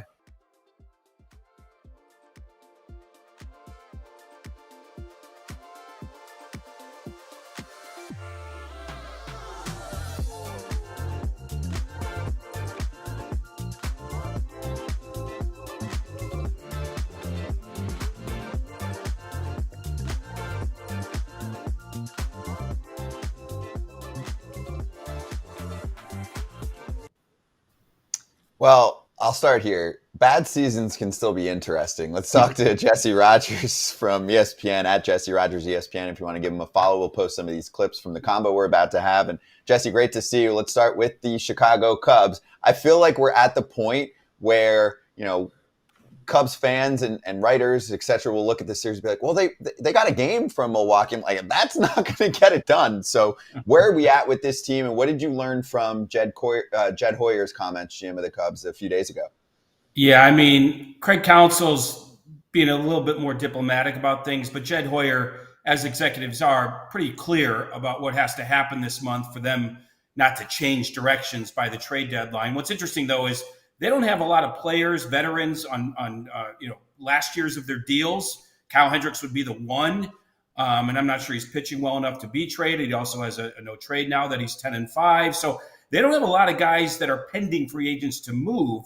If they make deals, it could be guys under contract for other guys under contract just to mix things up. But that's for later in the month. It's just been awful. 2 months of really bad offense. That's really been the whole thing with the Cubs. Now, in the meantime, while their offense has slumped, they haven't been able to gobble up some wins in other ways, like getting some bullpen help or winning a game or two on the bases, for example, getting creative at the plate and scoring some runs when your team is still slumping. Like, they haven't been able to do any of these sort of controllables because, as you guys know, and Kip, you were here at the end of the run of this last Cub team that made the playoffs, won the World Series.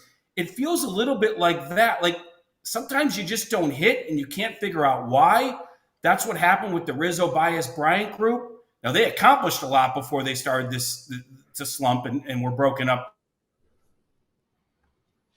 But last year, this offense was 6th in scoring. They're 21st now, and no one can figure out exactly why, because it's the same group, and they've included Michael Busch, who is producing a ton better than their first baseman last year. So other than catching, that has slumped big time. Yan Gomes had a great year last year. He was DFA'd recently, but they picked up the slack at first. But around the diamond, almost every veteran player is having a below season compared to their career OPS. It's been quite amazing. Too bad. So sad. All right, Jesse. So how sad are you about this as the Cubs, fan and Cubs apologist? How sad are you about this? And what's the mood around Wrigley these days? And will I get a smile on my face when you tell me? I am not sad. I am not happy. I am a reporter, AJ. You know that. You are a Cubs reporter, and therefore Yeah, you ride or die with the team. Yeah. The mood around Wrigley's pretty bad. Pretty bad. Of course, as you guys know, that they're still drawing, but there were some boos last homestand. And if you check out social media, you don't want to do that if you're a current player because it's pretty bad. You saw Justin Steele, his outburst on Saturday. So finally, this bubbled over in a public display coming off the mound after a just terrible inning defensively. And that's what I'm trying to get at. It's one thing to slump at the plate because I can't figure it out.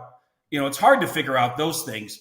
But to play so poor defensively, to be so kind of bad on the bases, to do all these little things poorly with a manager kind of known for that, that's been as perplexing as anything. So, yeah, the mood around Wrigley's awful. I mean, I had the Cubs and Reds, AJ, fighting it out for first place back in March. They're fighting it out for last place. Terrible reporting, right?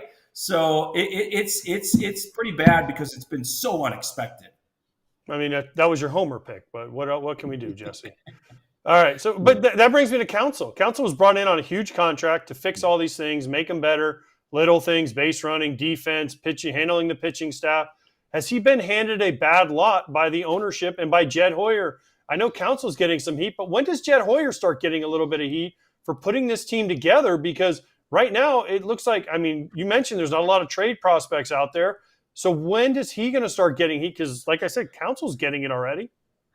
Yeah, no, Jed's getting heat. He's getting heat. First time in a dozen years here that Jed Hoyer is getting some heat. I think he's got 1 year left on his deal next year. So we'll see what ownership, thinks about this thing. But they should be better. They should be better. I'm not saying they're a World Series team, but they should be better than this. The one argument I would have with Jed, and again, these are things you guys can speak to, is, last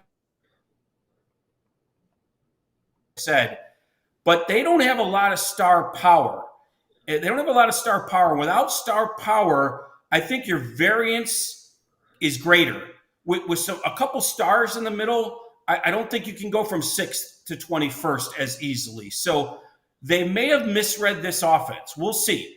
But the facts are the facts. They did finish 6th in scoring. Now, as far as Counsell is concerned, it is interesting that they're worse on the margins. Now, part of me thinks that Craig is, sitting back a little bit and kind of watching this thing. But, I go through the history of this thing, AJ. You were around this club. Lou Piniella won his first year. Dusty Baker won in his first year. Joe Madden won in his first year. And I mean, they went to the postseason in their first year. So you can't be laying in the weeds too long. Now, none of these coaches are Craig Counsell's.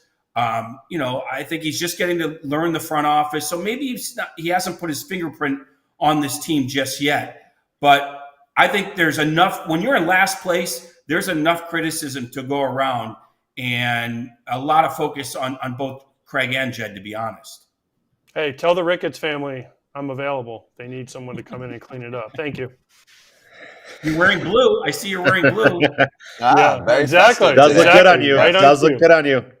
Jess, where do they go from here then? If this the train that they're on kind of continues, and obviously you hit it on it earlier where, listen, there's baseball where it just becomes tough to hit sometimes. Their lineups just don't kind of pan out. You could ask the Cardinals probably last year and even a little bit this year with Arenado and Goldschmidt, and it's like just some guys have down years, and it's more accentuated when it's everybody in the lineup. But if they're staying in last place or fighting for last place with the Reds right now, what pieces do they have at all to get rid of, to get anything back for? Because I don't see them as buyers, right? No. There's no reason to be. No, it'd be one of those deadlines where they're working for the future as much as the here and now, because they do have guys under contract. I mean, Bellinger could be a free agent. It's one of those deals. Does he opt out? Does he opt in? So that's the one area you're not sure of. There's a few relievers. Mark Leiter Jr., if he gets healthy, would be worth something. Otherwise, Ian Happ, Seiya Suzuki, Dansby Swanson, all under contract.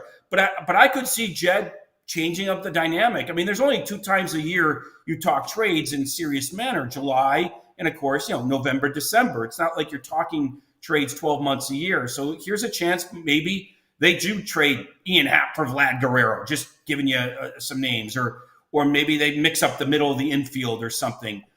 So Kip, it could go any direction. It could happen now. It could happen in the offseason.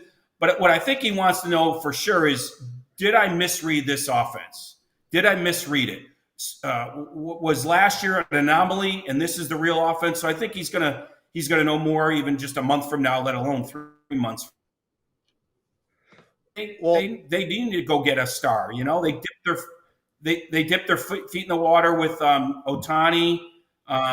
You know, maybe they go after Soto, because the great teams have great players. You know, once in a while you can win with a nice 26-man roster, but usually you need some stars. So Kip, I think he's going to be on the lookout for finding for a star or two, whether it be this July or in the offseason.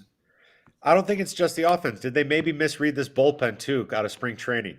Could they have addressed it a little bit more? I feel like that might have used another arm or two going into the year, and they never got around to signing that piece. Yeah, no, it's a good point. You know, they've always been pretty good at sort of developing some relievers on the margins, but it's a risky proposition. You know, sometimes you pay for a guy and he doesn't pan out, and actually Hector Neris might be in that category right now. He's making $9 million. He hasn't worked out as a closer, but he's miscast in that role. Yeah, they didn't fortify enough. Now, a bunch of guys have gone down, but I think that's partly because they lead the league in one-run games. So every night there's stress on the bullpen. Every single night, especially these aren't 10-9 games. These are 4-3 games. So they're getting no separation with their offense and forcing these guys into tight spots every single night. So no, he didn't do enough. You're right. They thought they could develop it, and maybe some guys will come up in the second half, but they're losing games now, Kip. The only difference I'll say, and I know you guys don't want to talk money, but I don't like blaming middle relievers that are making the minimum who were picked up off of the release waiver, waiver wire, compared to guys making $20 million that are just not producing. So I focus more on the offense than I do the bullpen, which was sort of put together. But that's on Jed. That's on Jed for spending cheaply and not fortifying on the back end. That's fair. Jesse, you're talking all Cubs because we know you're a Cubs homer, so thank you. But let's go to the other side of town. Yeah. And the White Sox. The White Sox weren't supposed to be any good this year, and they're living up to every expectation we could have ever thought what they were going to be. But there was an article recently where Chris Getz said he's getting advice from Jed Hoyer. As a White Sox fan, do I want that? Well, not these days, because I guess Jed's not. They're good friends. They live near each other. Jed's a veteran of these things, so I don't think it's a bad thing to get a little advice from your colleagues. I don't think the teams are going to make a trade or anything in the near future. But look, Getz's first year on the job is a monumental task to strip this down and make the right deals for the future, because that's what this is. You only get one crack at it with Gary Crochet. You only get one crack at it with Fetty or Michael Kopech or whoever, and then you have to live with those deals. So the amount of transactions he's going to make over a 12-month period is going to be astounding as he rips this thing down to its shreds and starts it back up. And they haven't even reached the bottom yet. And look how bad they are on the field. So it's going to be very interesting later.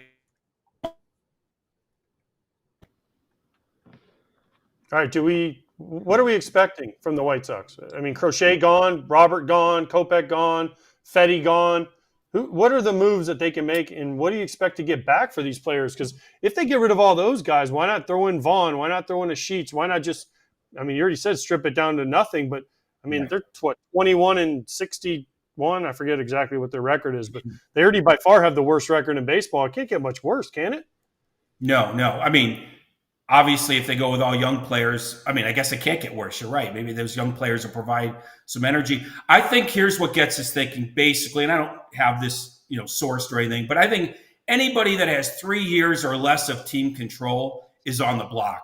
Like, if you're starting over, you want to get guys with 6 years of team control. So as silly as it is to trade Garrett Crochet as opposed to signing him up long-term, they're probably going to trade him. He's 2 years and 2 months away, 3 months away from free agency. I think Vaughn and Benintendi and these guys are all available. I think they're all available. First of all, whoa. Nobody's trading for Benintendi. He's owed like $50 million. So listen, he's a nice player, but no one's trading for him unless the White Sox eat money, and the White Sox don't do that. Yeah, no, you're right. I mean, the 2 seasons he's had with the White Sox have been terrible, so the White Sox would have to eat it. But what I'm saying is everybody's available that's within 3 years of being a free agent, because he's starting over. And I don't think he wants to do anything in between. He is just stripping it down. And the irony of that is Jerry Reinsdorf, in his press conference last year when he hired Chris Getz, said he hired someone from within because he figured that would be the quickest way to a turnaround because he knows the organization. Getz is doing the exact opposite of a quick turnaround. He's starting over. So I think they should sign all those starting pitchers. I mean, Crochet's 24, for God's sakes. But you probably have to hand them $100 million. They've never done that in the history of the franchise. So, yeah, anybody within earshot of arm's length of free agency could be moved this July. I'm glad you brought that up because that was one of the questions. That was the next question was, didn't they say it was going to be a quick turnaround because Chris Getz knew the organization and they would, he can just fix it really quick because he knows all the prospects and all that. That hasn't worked out very well because now he's bringing in prospects from other organizations. But Crochet, speaking of Crochet, is he on an innings limit? Because nobody will talk about it. He's already over 90. He's never sniffed 90 innings at any point in his career. And here we are, not even to the All-Star break. He's over 90 innings. If he gets traded to another team, is there a possibility he could say, well, yeah, I only have 120 innings. And, oh, by the way, I'm at 119 and 2/3? Absolutely. I think that there was one report that said, if they trade him to another team, that team would want to sign him up right away, or Crochet would want to get signed up. So then he's not worried about injury. I think there's the other possibility of reducing his innings by sticking him in the bullpen a little bit down the stretch. Pitching, left-handed flamethrowers can be useful anywhere. So I think Crochet in the bullpen, if he hits some innings limit, is a possibility as well. But look, you're trading for 2 years as a starter and whatever else you get in the final 2 months. I think teams will take that and deal with the innings limit as it comes, or maybe they do offer him a deal and he signs it right away. I wouldn't worry about that if I was an opposing team because, again, you're getting him for 2 more years and maybe even longer if you sign him up. Yeah, but if you're making this trade, you're also making it for this year to try to win this year because why not? So you're not going to trade for him and then be like, oh, go pitch an inning every third day out of the bullpen. Like you're making this trade for a guy that's a starter. So that doesn't make sense because you're going to be giving up so much for whatever you're going to give up to get Garrett Crochet. Why on earth would you make that trade and be like, oh, he only has 20 innings left, we're going to save him in the bullpen? No, if I make this trade, whatever team makes a trade or Dodgers, whoever it is, and they say we want him, you're going to have to give up so much. And I know he has 2 more years, but you also want to win this year. Yeah. No, it's a fine line. It's a tough needle to thread there for sure. The White Sox have started to reduce his pitch count a little bit here and there as we approach the deadline. But that's going to make the deal a hard one because of what you're just talking about. The White Sox want full value, and the opposing team might say, well, we might use him sparingly in the final 2 months or something like that. Out of the bullpen, we're not going to give you 3 top prospects. We'll give you 2. That's the negotiating part of this thing that I don't know how it's going to end up. But I don't think a team's going to hold back just because he's a first-time starter. I think they're still going to go for him because he's that good. Okay, last one. Is Pedro Grifol safe? Is he safe? And should he be safe? Because I think he's safe to the end of this year, barring another meltdown. Remember, he called the team effing flat a few weeks ago. I think that was poorly timed. You have to understand what you're dealing with. And he was dealing with a team that wasn't as talented as even last year, obviously. So unless he loses the room, and another outburst would probably do that, I think he's safe to the end of the year. But I think there's going to be a change as they bring up some young players and start this thing over. At that point, I think it's going to be completely up to Chris Getz if he wants to make a change, whether it be at the end of this year or at the end of Grifol's contract, which would be 1 more year. But I don't think Pedro Grifol is safe long-term, no. Okay. Yeah, well, there's going to be a lot of talk about this White Sox team over the next few weeks because there are not many sellers at the moment. Well, next time when we want to talk White Sox, we'll call Merkin or Joe Cowley or Mark Gonzalez. We'll call a White Sox insider. Two of those guys are retired, but okay. That was kind of my point. That was my point, Jesse. Wake them up on the beach. Well, you know what? I'll finish our segment saying this because I know the White Sox have definitely taken their hits. The Fedde signing was brilliant. They are going to get a lot for him. Yes, I agree. Give them that credit, okay? Even DeYoung probably will get you a little piece because he's had a nice year. Right, But Fedde is going to be one of the prizes if he stays on track here the next few weeks because of the lack of options, at least for now. We'll see. So, Jesse, great to talk to you. Appreciate the time, as always. Look out for Kipnis and AJ. They're taking over Chicago this weekend, okay? Well, you got 2 out of 4 Glenbrook North alums right here. Kipnis and I went to the same high school, so pretty good. I did not know that. That makes sense. Spartans. Thanks, Jesse. Good Appreciate seeing you, it. Jess. See you guys. GBN.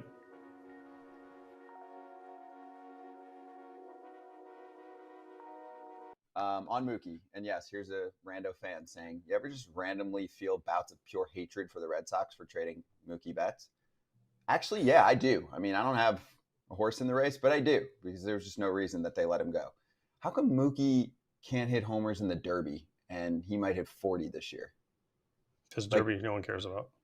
I know, but most dudes can show up and do that. You know how he just couldn't put it together? I need some hitting analysis on.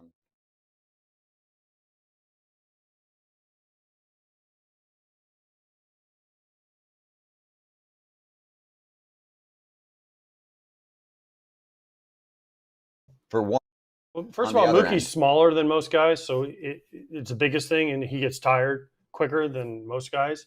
So in a game, plus he's locked in a game, the ball's coming a lot harder. So it's pitch speed. It's just a combination of things. Plus, just he ain't a home run derby guy, right? But he's going to win the MVP this year, and I'm going to look like a genius. He might have 40.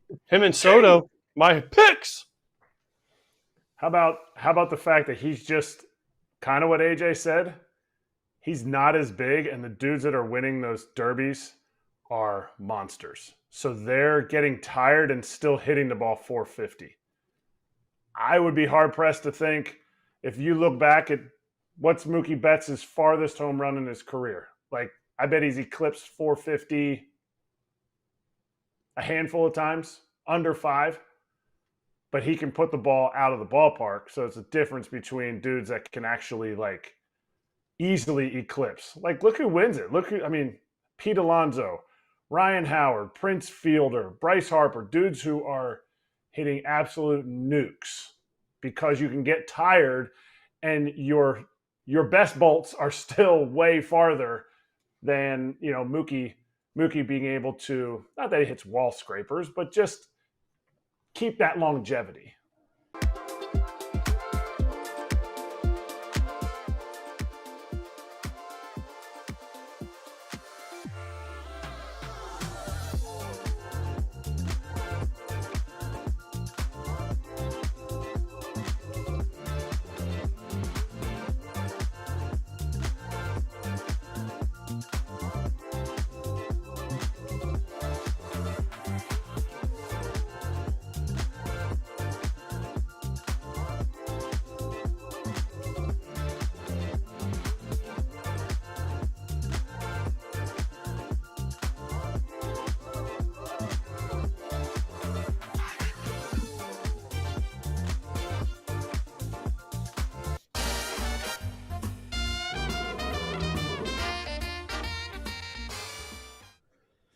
Leo.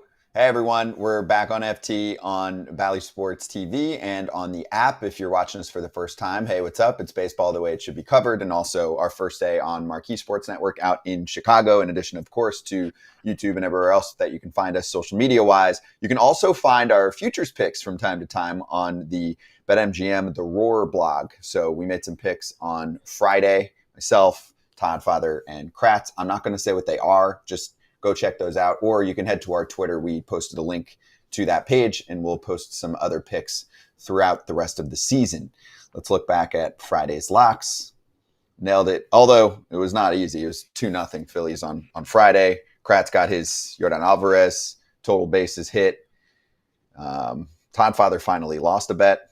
Took a while, and Pap hit his parlay with the Phillies and the Tampa Bay Rays. Money bags, we got to get you going, Kip. Almost everybody is in a good spot. You're a small sample size, though. Yeah, not a good start for me. Better double down this one. Ooh, I like that. Some of us do that and win. That's true. AJ's done it before. That's how you're 14-30 and you're up 300. Yep, that is true. Hey, you're able to do it. You're able to do it. I will throw this out there as we give our picks. Comment from way earlier in the show from I Need Money, who's a regular. He said, can we all agree that 3 games on Monday is absolutely criminal? Schedule maker must really hate Mondays. I know that there's some space left for rainouts and all of that, but it's July 1st on a Monday night. this is when you shine and you grab the country. Now, it is cool that many people will be able to focus on someone like James Wood making his debut, but I need more variety. There is one, I know we're a baseball show, there is one other big thing happening tonight. But that's not baseball. So I'm saying there is one other thing happening. You can tell us. I mean, is it USA plays Uruguay in soccer? I know, but in the Copa America. There's a lot of people that don't give a crap about that. There's a lot of people that don't give a crap about James Wood either. I'm just saying. I know we're a baseball show. I know, but I'm just saying for baseball fans, like for me, I agree. Right, I'm not watching. I agree. It soccer sucks. When I went to make my block today, I'm like, man, there ain't a lot of picks here. Yeah, exactly. So, what is your pick today? I'm going Milwaukee, Colorado over 11.5. Bryce Wilson hasn't pitched great as a starter, and then Austin Gomber has been okay. So both these teams are swinging it all right. Plus, it's in Colorado. Plus, I like offense. So that equals minus 105. So I think it's to be a high-scoring game. Yeah, I was looking at that too. I get scared sometimes by the number being that large. So I bought down to 9.5 runs. So I need 10 or more from that game. And I agree. I mean, Wilson on the road, Gomber against the Brewers offense. That's pretty damn good. And the Rockies offense actually has been getting going lately. The over in Rockies games in the past 12 is 7-4-1. But I'm going to couple it with Christian Yelich over 1.5 total bases. So I need 2 knocks or a double, something like that. That was at minus 150. I put those together and I get myself into plus money. So plus 130, I'll lay down 100 to win 130. Go ahead, Kip. I'm laughing because we're on TV now, so I'm getting more texts during the show, and just got one from my father who sees that I'm 0 for 4, and he's like, "Oh, good to know that you're betting on this show is the same as your other betting." So we're gonna take the Astros today minus 1.5. We're gonna get them going. I think Brown's on the mound for them. I think they're in Toronto, so it's the first day for the Blue Jays. There should be some offense there, but I got the Astros winning that one, and I'm going to take the AJ route here.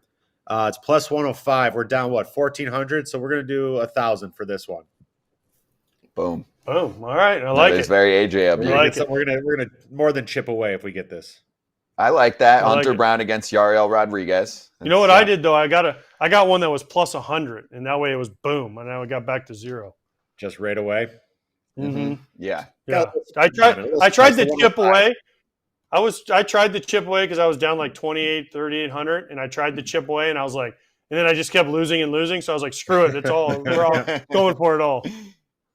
All right. Well, lastly, the Swing for the Fences game is on, a free-to-play promotion game in the BetMGM Sportsbook. If you're an account holder, you can play once a day, and you have the opportunity to win a reward if you get a hit. Could be single, double, triple homer. Otherwise, fly out. So reward types include parlay boost tokens, SGP boost tokens, and bonus bets, and a lot more. All rewards expire in 24 hours. Swinging right back to actually tell you a big difference between Paul Skenes in the majors versus Paul Skenes for the major.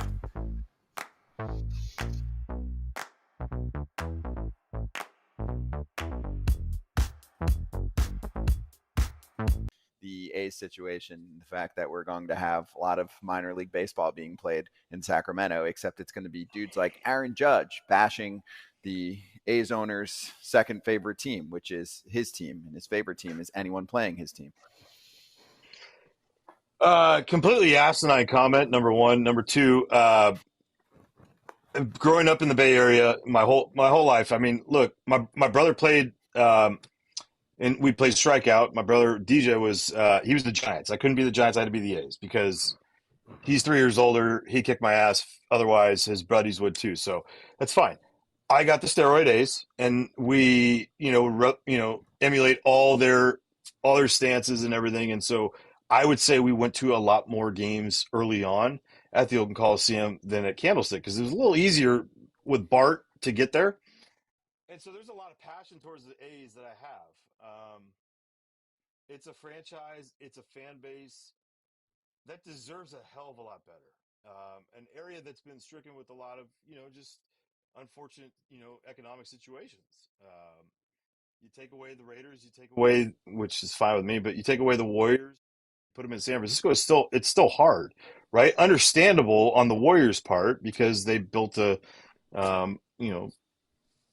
palace in San Francisco, which is insane. But the workers that were combined between the Oakland Coliseum and the arena, they're not having the jobs anymore. And that bothers me because, I mean, look, it's good for the Sacramento people, but at the same time, they weren't going to lose they weren't losing a franchise. They weren't losing the AAA team in Sacramento, right?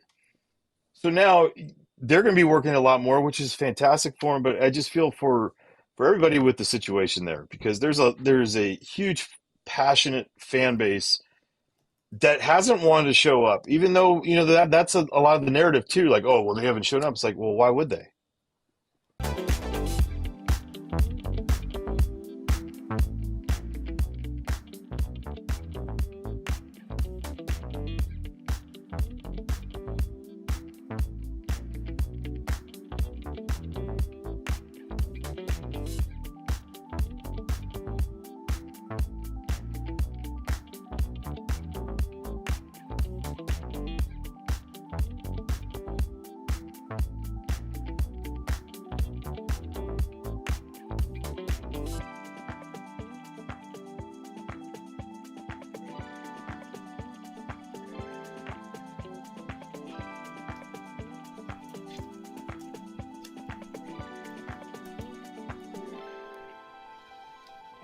Yeah, that's what he said. That's what he said. That's what he said. That's what he said. Yeah, I was watching some Sunday baseball, and they interviewed Paul Skenes. It was the Pirates and the Braves the day after Skenes matched up against Max Fried, which was a good one to watch, too. Mm-hmm. I mean, they didn't get super deep into their outings, but both went a very solid 6. It was fun to watch. And also, I mean, this isn't the part we're going to show, but Skenes was like, yeah, I wasn't feeling great. Didn't have my good stuff. Against Atlanta's offense, I know it hasn't been as good as last year, but that's pretty damn good if you looked at the final results for him. I mean, I know they lost on a walk-off from Duvall, but still punched out 9 in 6 innings. He was really good. He's got the arsenal. That's the thing. It's not just like this 2-pitch dude coming up. You said he had a dead zone fastball. You said it. I did not. Said it. I did not. I read scouting reports. Thank you for the tee-up. Appreciate that. So they asked Skenes about his former dead zone fastball, the 4-seamer, and why it's looked different in the major leagues. And this is what he said. I don't know how much impact it has on the movement profile of it. I did shift like a little bit of how far my fingers are apart, and I turned the ball over, which would be easier to show you than talking about it. But the baseballs make a difference too, with the smaller seams and that kind of thing, with a big league ball compared to minor league balls and college balls, obviously, too. All right, so here's the fastball. I don't know how zoomed in you guys are, but there's the fastball. Used to be like this. So little subtle adjustment. Good interview, too.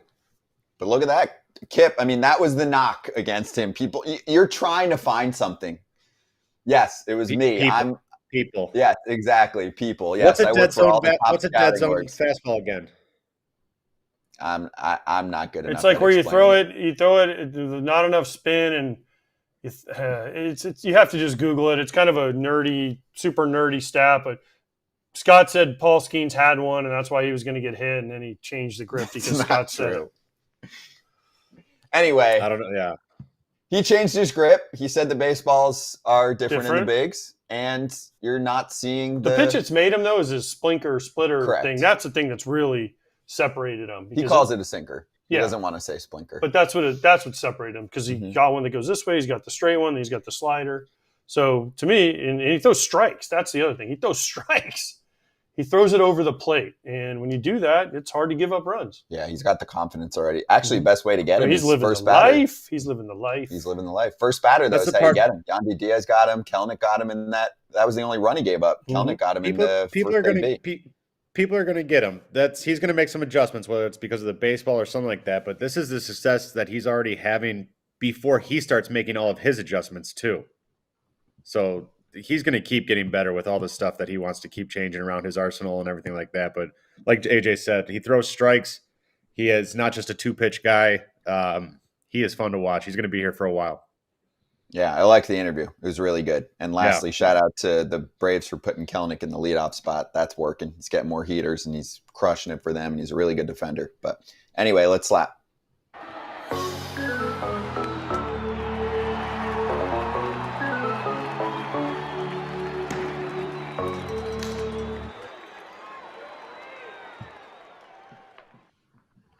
What's July 1st? Happy Bobby Bo Day. Happy Griffey Bobby Day. Bo. Chris Davis Day. Max Scherzer Day. There's a whole lot of guys. I didn't realize that Griffey's still getting cash I think this is the last year. Why? I mean, I get it. We've talked about, we actually did a whole class on deferrals this past offseason because people were very angry about the Ohtani contract, but happy Bobby Bonilla Day. He's only got like 20 more years of it too. It's amazing. Bobby I mean, Bo, Dennis Gilbert signed him to the best deal ever. Well, because that one was much more complicated. Okay, I'm going to probably misquote it to a degree, but you got to read it because the Mets were involved, the Wilpon family with the they paid him not to play schemers. that year. They paid him not to play, and they're still paying him not to play. Right, because they thought that they were going to get better returns on their on their money, but their money was kept with fraudulent man and company. So anyway, happy Bobby Bo Day, and the Mets are generally feeling pretty good lately. We didn't cover them a ton, but the Astros took them down in that series. I hope you saw Iglesias sing a song. Well, he lip-synced a song, but still. OMG. It's fun, though. That's good. Fun. I like that. Yeah. And Lance Lynn, congrats on 1,000 punch-outs. I thought you'd have more than that. Yeah. Was that serious or that was a shot? No, I really thought he would have more than that by now. He's pitched for a long time. Yeah, well, he's probably proud of it. He's like, I'll pitch to contact and do what I want. Oh, it's 1,000 with the Cardinals. Oh, okay. There you go. I was going to say, all right. Yeah. That's kind of... Do you? No. You look at that? No, he does. I don't know. Apparently, he's probably got it on his wall. The whole career number. Anyway, anyone that's been watching us today on Marquee for the first time, we appreciate you. It's baseball the way it should be covered. Eric Kratz and Cameron Maben will be on with us Wednesday. Todd Frazier too. Many others are a part of the FT fam. Ken Rosenthal making appearances with us more than, at least twice a week, more than once a week. And he has his own show too. So thanks everyone on Marquee and Bally Sports for watching. We got a few minutes left on the YouTube channel, so we'll be right back. But see everyone else on Tuesday.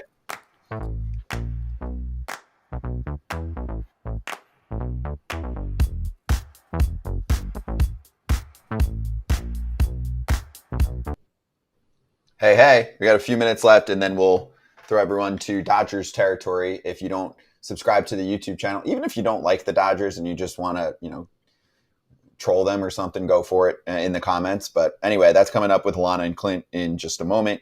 Can we show the David Rubenstein footage?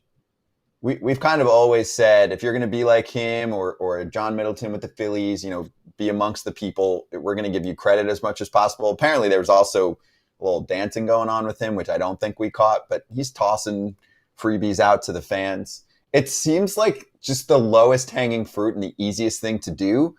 But just a very simple question. Aside from, fans liking and hating certain owners, why wouldn't every owner do something like this every once in a while? Even if they don't like you. Like you can't take, sell the team or whatever. I mean, I'm not saying John Fisher should do this for the Oakland A's, but there's a lot of owners in between this range that could just be a little more visible to the fans and connect a ton. I don't know. You're going to have to ask other owners why they don't do it. Literally, just because they're scared they're going to get asked a question that they might not want to answer. But you don't have to answer anything. You're standing on a dugout. But then someone's going to say, why'd you do that? And then they don't want to have to talk to them. It's easier just to hide. I'm just trying to picture John Fisher, how that would go. Oh, my gosh.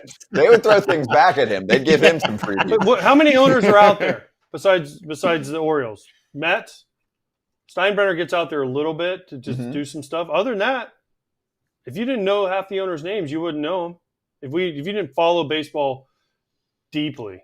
Yeah, but like Atanasio, right? Like who's somewhat out there sometimes with comments for the Brewers. Like maybe he does this and we just haven't seen this. Like I feel like he's pretty liked out there in Milwaukee. Those are the ones you know. Right. You know Reinsdorf, but you know Reinsdorf more from the Bulls. Right. The White Sox, right? I like it a lot.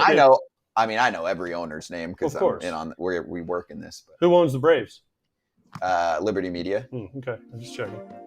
A really rich dude who also, it would be cool. Like the Braves fans would love to see him throw free Rolexes out to everyone since he's a billionaire. Yeah. Kip, this was fun. We'll see you on Sunday show, right? Can't wait. You guys are coming here. I'm excited. Yes. We will see you in Chicago. And for everyone else watching right now on the FT YouTube channel, if you stay here, you'll get Dodgers territory with Alana and Clint. I'll be in the chat if we want to make fun of them or hype up the Dodgers if you're a Dodger fan. And see everyone else on Tuesday.